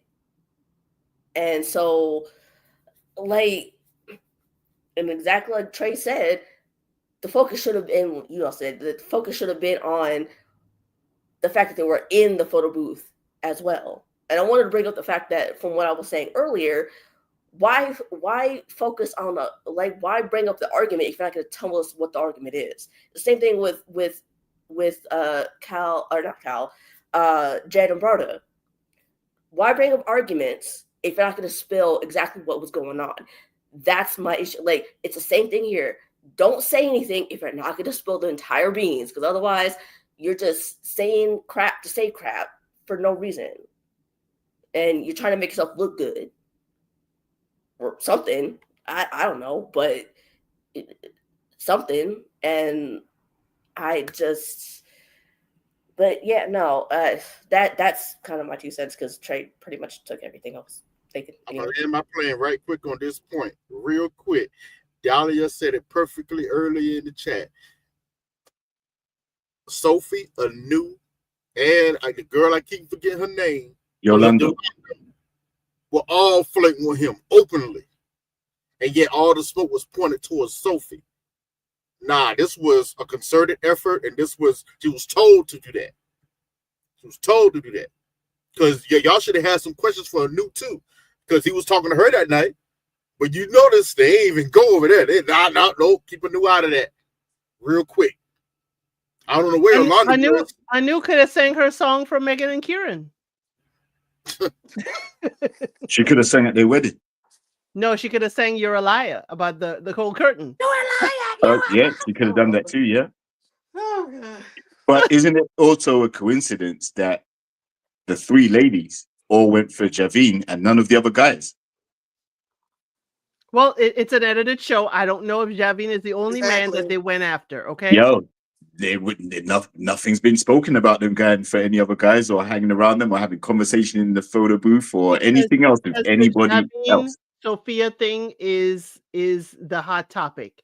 Now, Yeah. what I would like Netflix to do, kindly, please, based on the conversations, I know Javen was probably dating Katisha and Sophie at the same time at the end. I would love to see the last date or the last 3 that everybody had and see what that last date was like. I Well, would that's like to see that. He was dating that's a bit Megan too. crazy. That's a And bit crazy Megan. So He was we know dating because Megan Javen's too. 3. Megan, Sophie, and Katisha were Javen's 3. Yep. Highly suspicious. right, yeah. So that Megan was definitely a connection with Javen, and they both decided a few days before choosing to get married. That's when they both broke off their connection in the pods. So maybe there was some extra emotions attached when Megan was spreading the gossip or the 2 on 10. But He also had Sophie and Katisha, so how come it couldn't be yeah, he Sophie? did. But Sophie was also dating Patrick Kieran? Patrick after they came out. She started dating Patrick. No, I'm talking about in the pods. I'm talking about Yeah, before I know proposal. that. I know that. But I'm saying by the time they've met up in the bar, she's already gone on dates with Patrick too. Gotcha. So I think it was just a free for all. Sophie played the role of Mrs. I'm going to steal your man. That's what she was trying to do. She did And a it good didn't job. work. It didn't work. She It just did created some controversy. And I'm not sure what therapy is going to do to fix not wanting to wear panties to the parade, right? So I feel like it's just a bit messy on production to put them all together. But ultimately, the temptation is there to be resisted. And Javen failed at that mark. He wasn't feeling Katisha enough to resist the advances of Sophie and Yolanda and all the other ladies. They knew that these guys were destined to be married, if not married already. So the onus has to be on them as well. Why are you going to talk to these married guys? There's plenty of single guys. There's Demola, there's Patrick, there's a few others. Exactly. Talk to them guys. Exactly. Because Javen wasn't the only one that was nice looking, in my opinion. I don't know why they was falling for him. I mean, he wasn't a Denzel, and he should no. I don't know what the deal was. Maybe it was his charisma. I don't He's got know. money. He's got But money too. oh, okay. Well, yeah, He's it got a was others. smile. And remember, he's a sports star, okay? He was a sports star. Former sports star, and then he Yeah. made a ton of money during the lockdowns, the COVID period, because he went and started an online coaching business. And then he started taking that to corporate. So now he teaches corporates how to scale their businesses online. So Javen does have people. If y'all follow the chat, Trey is naming everybody after a Sesame Street character, okay? So he has You're moved the chat, killing me. naming Absolutely everybody, killing me. Trey giving is them mess. their Sesame Street character name, okay? So in all of this with Katisha and Javen, I think Katisha still, as we said, has a lot more work to do. Yes. She's misdirecting all of her, fire Yes. to Sophie. And we still don't know what the argument between Sophie and Javen was. But Netflix, I'm asking you, you could call it, the time before the pods, the time before proposals, pods before proposals, and show us everybody's final 3, because that will give me an inkling as to exactly the tentacles that was weaving through them pods before proposals. Because that meant when Javen said he going home, that meant he knew Megan had chosen Kieran. That time he knows Sophie was out for the count, so he knew he was going home. I would love to know how the breakup with Javen and Sophie in the pods happened and go from there. But hey, we're not going to find that out. But we do, hey, Katisha, don't go out here dating Javen again, please. Please don't. Please don't. And for those in the chat, no, she should not have continued to choose Demola. No. Demola is good without her. She would have Yes. been his villain edits. Yes, he would have. Yeah, She would have run him to the ground. To be quite honest, she needs to go to therapy first before she starts Yes, dating she anybody, does, 'cause she's regardless very of insecure. who it is. So, Megan. Yeah, she did not exude confidence at all through this. So since Trey wanted to get all hot and steam about this, let's go to the final couple. Well, we found out there was no curtain. They did get married, but there was no curtain at the photo booth. They were going 10 on 20. They are the ones that have made Javen now dust off and look like he is, you know, he is the injured party in this, is what they're trying to make it seem like. But Javen, we still see the foolishness, okay? So Kieran and Megan did get married. They did do their shimmy and shake on the dance floor for their wedding. And it looks like they had a wonderful first year. I cannot believe they are the only ones that are still married. I cannot believe it. We had 2 last year. Now we have only 1 couple that made it to the reunion married. Trey, since you were hot about it at first, let me let you go first. You know, I'm happy for them. You know, they seem to trying to make it work, and that's great. I was personality wise, I noticed Elsa was a little heavier on Kyrian earlier in the season.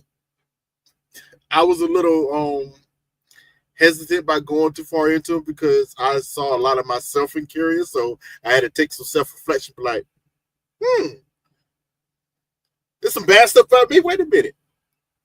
But let me hold on now. Hold on now. Let me explain. Let me explain.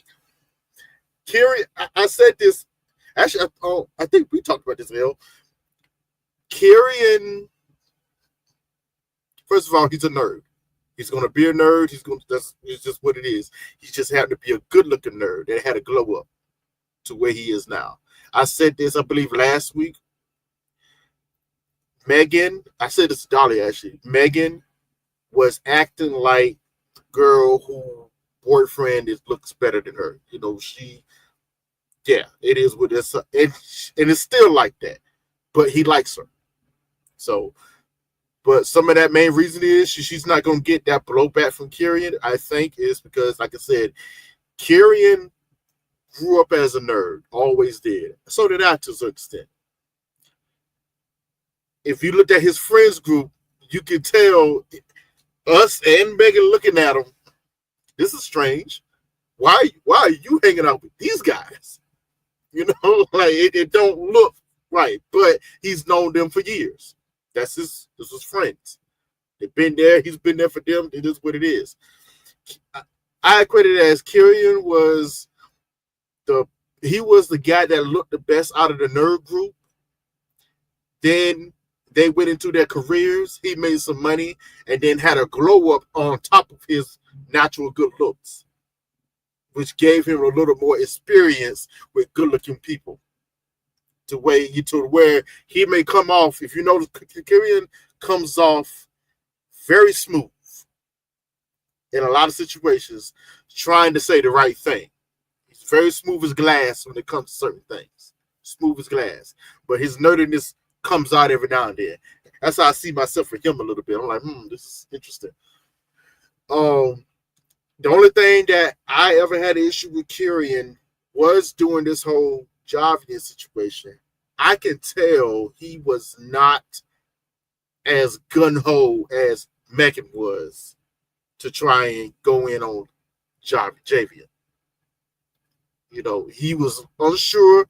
He felt like he had to have her back because, you know, that's his woman. But if you notice, he wasn't. Yeah, it was half-assed a little bit, if I have to be frank.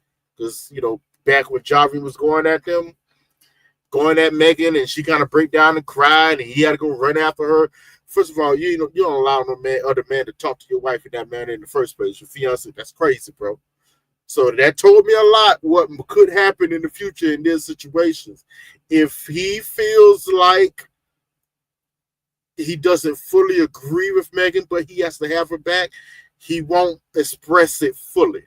He'll just kind of, because if you notice, even during this whole reunion, especially when they came up with that photo booth, because he was the one that did say, I think it was a curtain, it was pulled. He immediately went, Hey, it was a year ago, right? It was a year ago. Who cares? Curtain, no curtain, it don't matter, right? Nah, bro. You trying to clean your shit up. Trying to clean it up now. Because you knew your woman was gassing it from the get-go. You knew she was.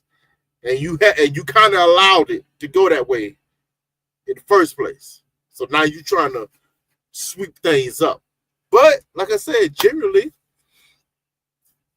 I'm happy. I'm happy for him. I hope things work out. They seem to get along. They seem to match up. I guess he got to work on his his I don't want to call it hygiene, but I guess he got to learn how to clean up a bit more.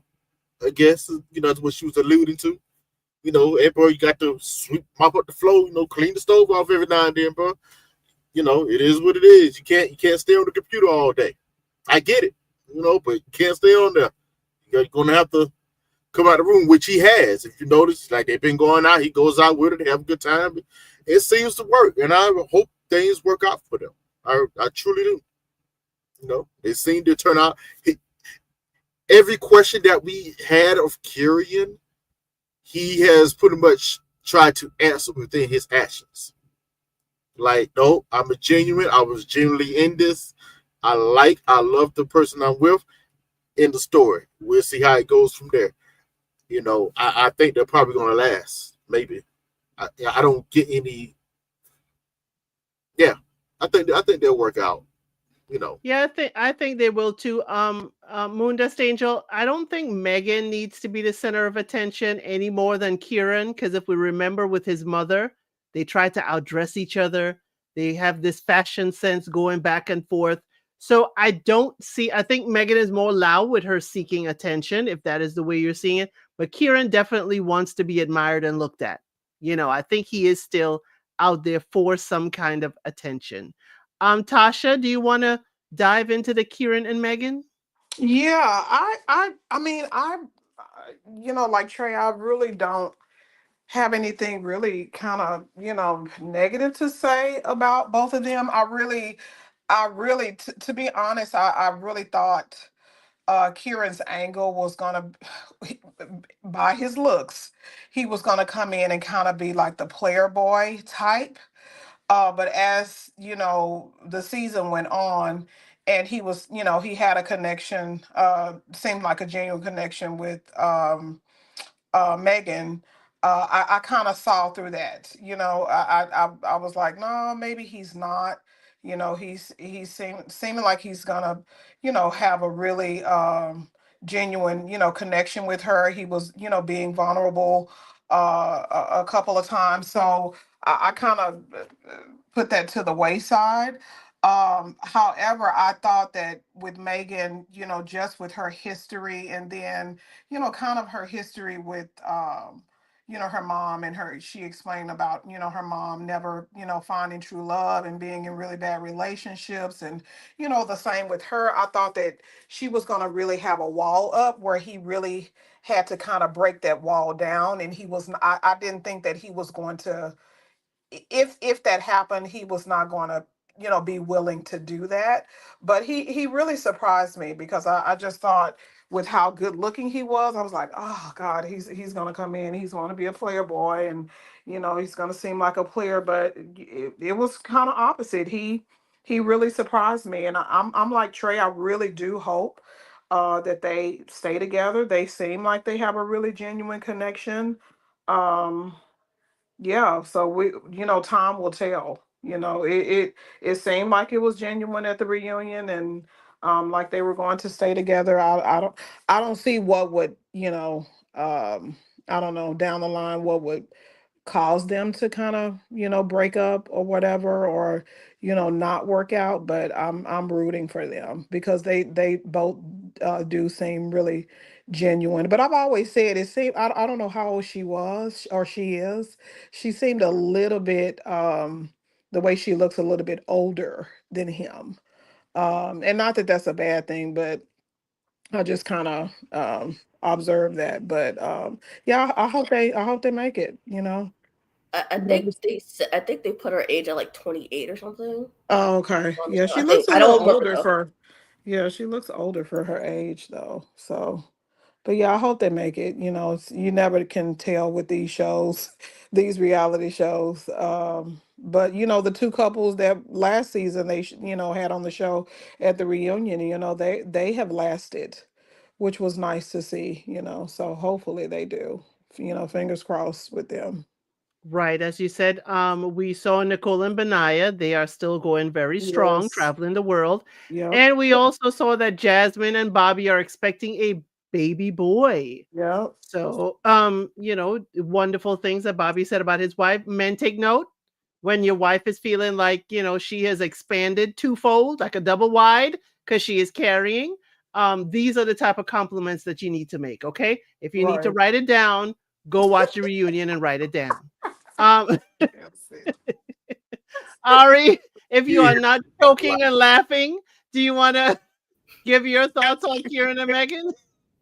Not really that surprised they said yes and they're still together by the reunion, to be honest. The only thing that I can touch on at the moment that I'm thinking of is why did they um is Megan giving him quote unquote treats like he's a Labrador or golden retriever or something, like he's a dog for doing good, doing his chores or something, like doing the household chores. Like, I don't know, because if you have to bribe your man to do what he's supposed to be doing around the house, personally, I think, because I see this all the time on TikTok about women complaining about how they always do all the work and their man never does anything around the house to help them with the household chores that they help make, like the messes that they make and all that stuff.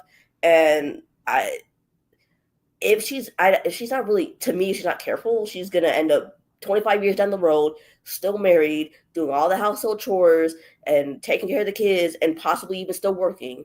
And she's going to be complaining about it on social media, whatever that platform is at the time. That's all the rage. Like the host and So hostesses after, 30 years?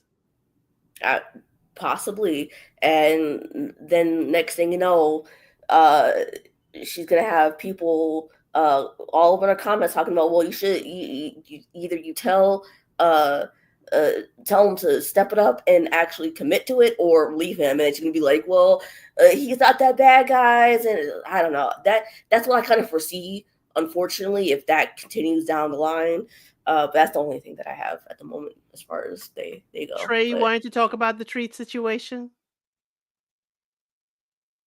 Oh, I was going to tell Ari, I can halfway explain it. Halfway. This is just personal experience, and I do tend to be a lot more cleaner than most people, but this is just my personal experience explaining this. I have noticed over the decades I've been on this earth that some women I have encountered have what has been what I have called messy clean, and some men tend to be I leave it alone clean.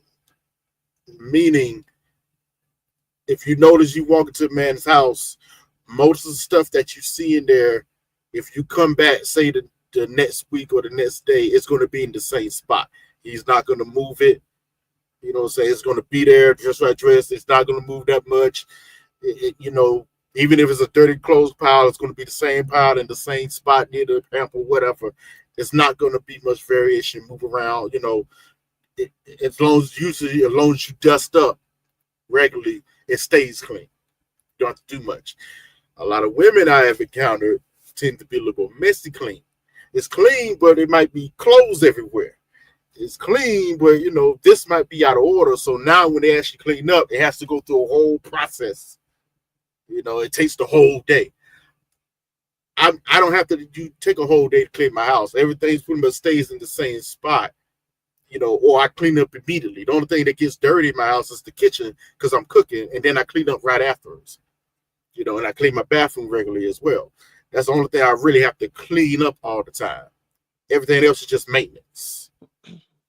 But it's just Ar- pure Ari, explanation. I hate to break it to you because we saw it in Boomerang too. Gold star for Marcus. Again, it happens. I hate to say it this way, but they are positive reinforcements you've got to do in relationships. If Kieran wants a gold star, that's their positive reinforcement for stuff to get done. I'm not And saying that's ideal. I'm not saying I'm that's just what you want.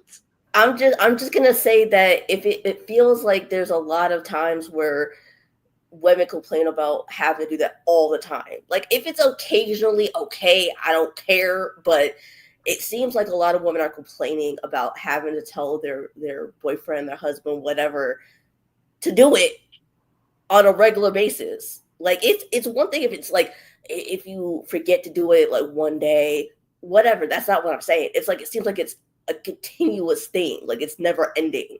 That's my whole point. Well, I And that's what I believe. fear. That's what I fear will happen. Might happen with them is if like it's such a.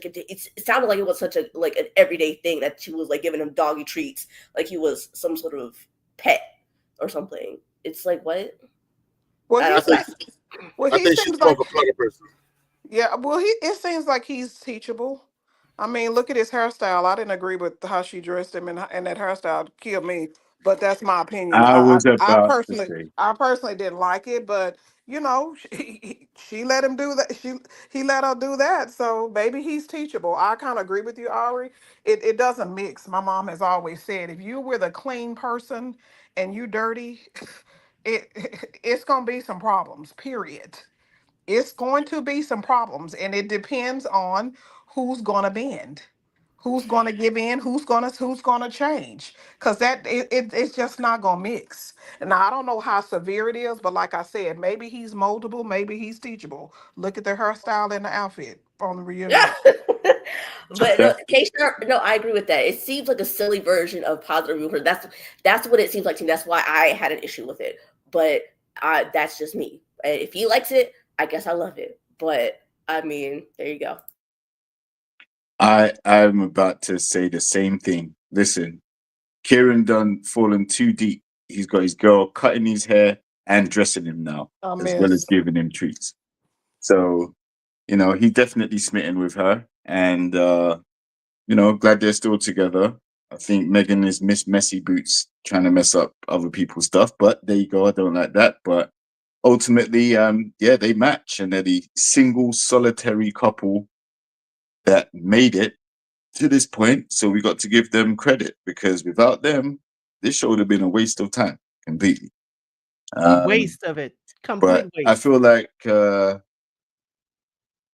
there are going to obviously be some things they need to learn about each other. Like she didn't even know what his gaming career was about or anything like that. And she thought he just sat in front of the screen playing video games all day. No, he's a game developer. It's different. Very lucrative industry. So I think they just get on very well. I think he's got her back clearly when she felt like she was emotional over the Javen situation. He covered for her. He didn't side with Javen. He actually held her down somewhat. But you can also tell he's non-confrontational. He does not want to be putting out fires and things every single minute. So if Megan is more of that type of person who's opinionated on everything that happens around her, I'm quite sure that could be a problem in their relationship because he seems quite, I don't want to get involved in anything. I just want to go to work, love my wife, and all of that stuff. But yeah, for the most part, I'm happy for them. Yo, what was Curious Count Found Count outfit? What was that? I was so confused when I was looking at him. A Listen, What when I was mess. saw him, I was like, who has he come dressed as? Exactly, a miss. I didn't Well, get it. remember, DC Like, Garrett it's had a one thing to glow let your up. girl cut your hair, but to let Exactly. your girl cut your hair in the dark Yes. with a butter Because it knife. looks very feminine. And I'm not knocking guys that want to look like that. I'm please don't please don't get me wrong. But I that was am. not cute on him. That was not cute on him at It was all. weird. It looked I, weird. Yeah, Yes. Y'all I remember Garrett got dressed, he and Taylor, Yes. DC. crazy. My sister even hit me up and she was like, Kieran has the worst hairstyle she's ever seen on reality Worse. TV. Look like a little perm. I'm like, what is he doing? As I said, All they did was take the flip and flipped it down. That's all she did was flip And it, flip sprayed down. it. Looked like it had hairspray. Yeah, flipped it down I, and Looked like she put the cereal bowl on top and just trimmed Yes, around she the edges did, with honey. not the cereal The cow one. a cut, nail the cutter. Kaleem cut, the Kaleem cut. No, but as I said in the chat, I didn't even recognize him in the pictures. I was like, "Who is this man? Who is he Right. with?" I was like, "What?" And Yeah, he looked like made he him look was, worse. and he looked like he was going to like a club in like the 80s or 90s. I was like, Yes. "What is this outfit?" I was like, "What?" Yes. I don't know. Maybe I'm just weird. I don't know. I'm gonna ask a wild question. I could be wrong. I'm gonna ask a wild question. Was she trying to ugly him up? Right. Agreed. Possibly, because the way he looked, I really thought like, who is this man? 'Cause I couldn't believe it. I was like, that's Kieran.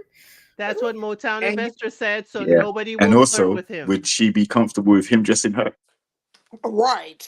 Mm-mm. If he said, "I don't like your hair like that. Let me nice it up a bit. Why don't you go blonde? Why don't you?"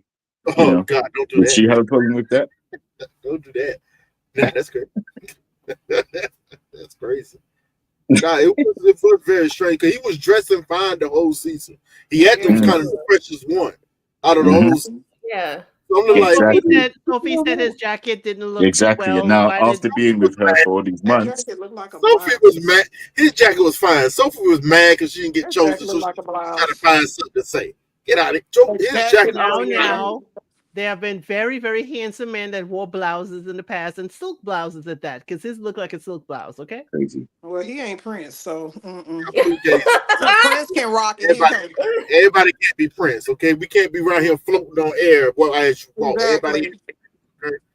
You know, nah. There's only one Prince for a reason. Right.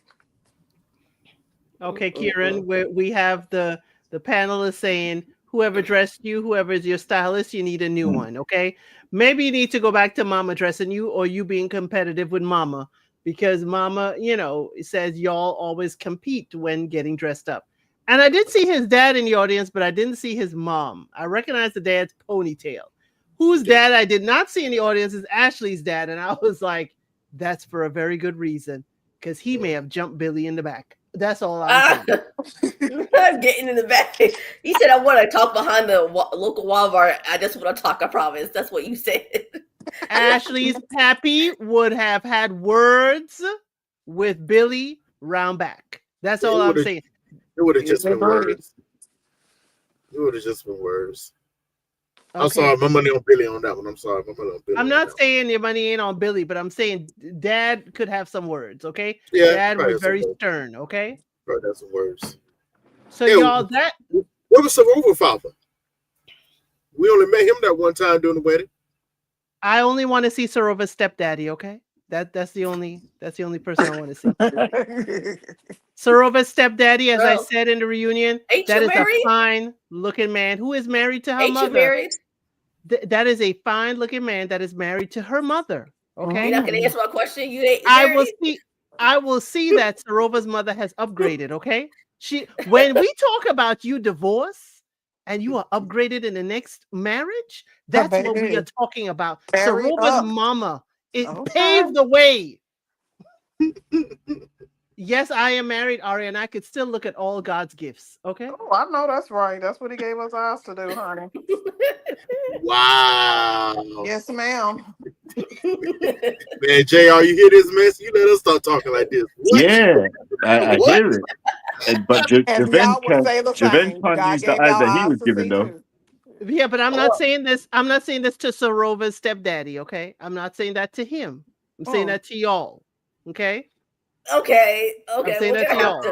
We're gonna have to pause there and like see, everybody. Yes, his stepdaddy can get it. I didn't say that. I said he looked fine. Okay, that is a married man. That's not girl. Come on now. I had to look and make sure they both had on wedding bands. That is her stepfather. I understand the difference. I'm now thinking Sarova's mama may have been the one to ask for divorce, but hey, that's just speculation. Okay? That's just speculation on my part. One thing I do want to say is thank you so much Adawa, thank you so much for becoming an L Citizen, a member. Thank you so much. We had a member live last night, but next week we will have another one. And we will definitely be talking about all kinds of spicy stuff in the membership. It may be kind of late for you. It'll be 8 o'clock Eastern Standard Time. And but I'm going to let the members come up and speak on any of the stories or any of the daters that we talked about. But there are member lives back there for you to see. And I usually give my members my shorts ahead of time, usually. Okay. Hey, thank you so much, L Teddy 27, for showing your support. I know you don't watch Love is Blind, but we love to have you here. Thank you so much for being here. Y'all, L Teddy 27 official, if you are about your politics, okay, and the tricks they tried to pull, please go visit his channel. I'm always there, always learning a lot about the political sphere of the US. He always keeps me together and keep me informed. Thank you so much for showing your support. But is there any final words that my panelists have to say about this year? Because y'all, next week, Wednesday, we have Love is Blind Brazil season 5, the 50 and over, and they are spicy, okay? The grandmas and the grandpas are spicy. And we also have Love is Blind France season 1 is also next week, Wednesday, okay? So I will be covering both. Love is Blind Brazil is dear to my heart. I will be doing that first. I'll be doing the recaps, and I'll probably do weekly lives too, because they both look spicy. So definitely look out for that. So Rejection is Protection says they're gonna roll on to Love is Blind Francais. Thank you so much. But panelists, is there any final word? I'd like to get a couple of your comments about Love is Blind UK season 2 so we could kind of wrap it up. Life is Reality, I will let you go last since you are a UK representative. Trey, what you gotta say? I for the most part enjoyed the season. You know, it was what it was. It had its ups, and I didn't really. I never felt too many downs. It had some middles, but for the most part, I enjoyed the season. Interesting, and hopefully, and I can't wait till it come again. I am curious to know when the next Love is Blind US is coming back. October, Denver. Oh, it's Denver. Okay, cool. Tasha? Yeah, I thought it was a good season as well. Had a little bit of drama there. I'm all about that. So yeah, I followed it, and so yeah, I'm looking forward to the next season for them for UK. So yeah, thank you. Awesome. And we were told by the host and hostess that there will be a season 3, and that will happen, I guess, next summer, because they seem to be having us in a chokehold every August so far. Yes. Ari, what were your final thoughts about this season? Pretty much what Trey's in my head today. So, it seemed to be like mostly a plateau. Not I mean, some highs, not too many in my opinion, but nothing too bad like with Ashley and Liler. But yeah, I mean it was okay. I think I like season 1 better, but personally, but I hopefully they can kind of keep the toxicity to a minimum, hopefully. But you never know with these people, because the US one seems to be getting more toxic by the season, so you never know with Love is Blind, but we can only hope, right?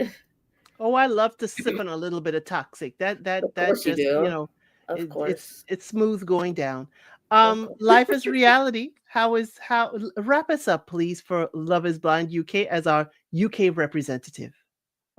Okay, well, I feel like the season took us on a roller coaster.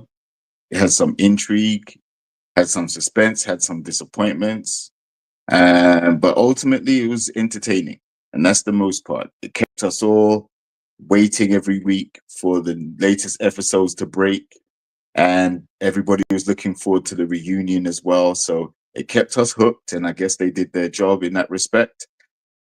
It's a shame we didn't see more couples be successful at the end, but it's an experiment.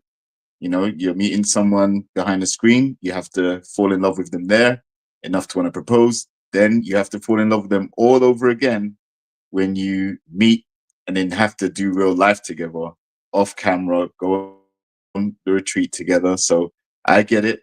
There's a lot of components to it. We're just watching an edited show. And for the castmates, you know, there may have been some teething problems and some things that they couldn't overlook. But ultimately, it was a good season, and I look forward to seeing what's in store for next season. I am partially done with it because one couple is not enough, but I'll give it a try. Maybe Love is Blind France as well. Let's see what's going on there. Okay, definitely. And thank you all panelists for joining me for this. I think Love is Blind UK is the only one I really do a panel for. Well, no, we did Germany as well. But y'all, we have, as I said, next week is Love is Blind Brazil season 5, Francais season 1. But we also have Mexico season 2 coming up. We also have Germany season 2 next year. And you know, every January I will be here for Married at First Sight Australia. Okay, we are here for Married at First Sight Australia. If you thought UK and US had drama, you are not ready buddy. for Married at First Sight Australia. Yes, buddy. And I do Love a it. weekly live. So if any of my panelists who do watch it wish to join us, JRX, Life is Reality, and I usually do that in January. But thank you, Tasha. Thank you, Trey. Thank you, Ari. Thank you, Life is Reality. And thank you all for being here. I'm glad you were here. I'm glad you enjoyed the season. And I'll see you all on the next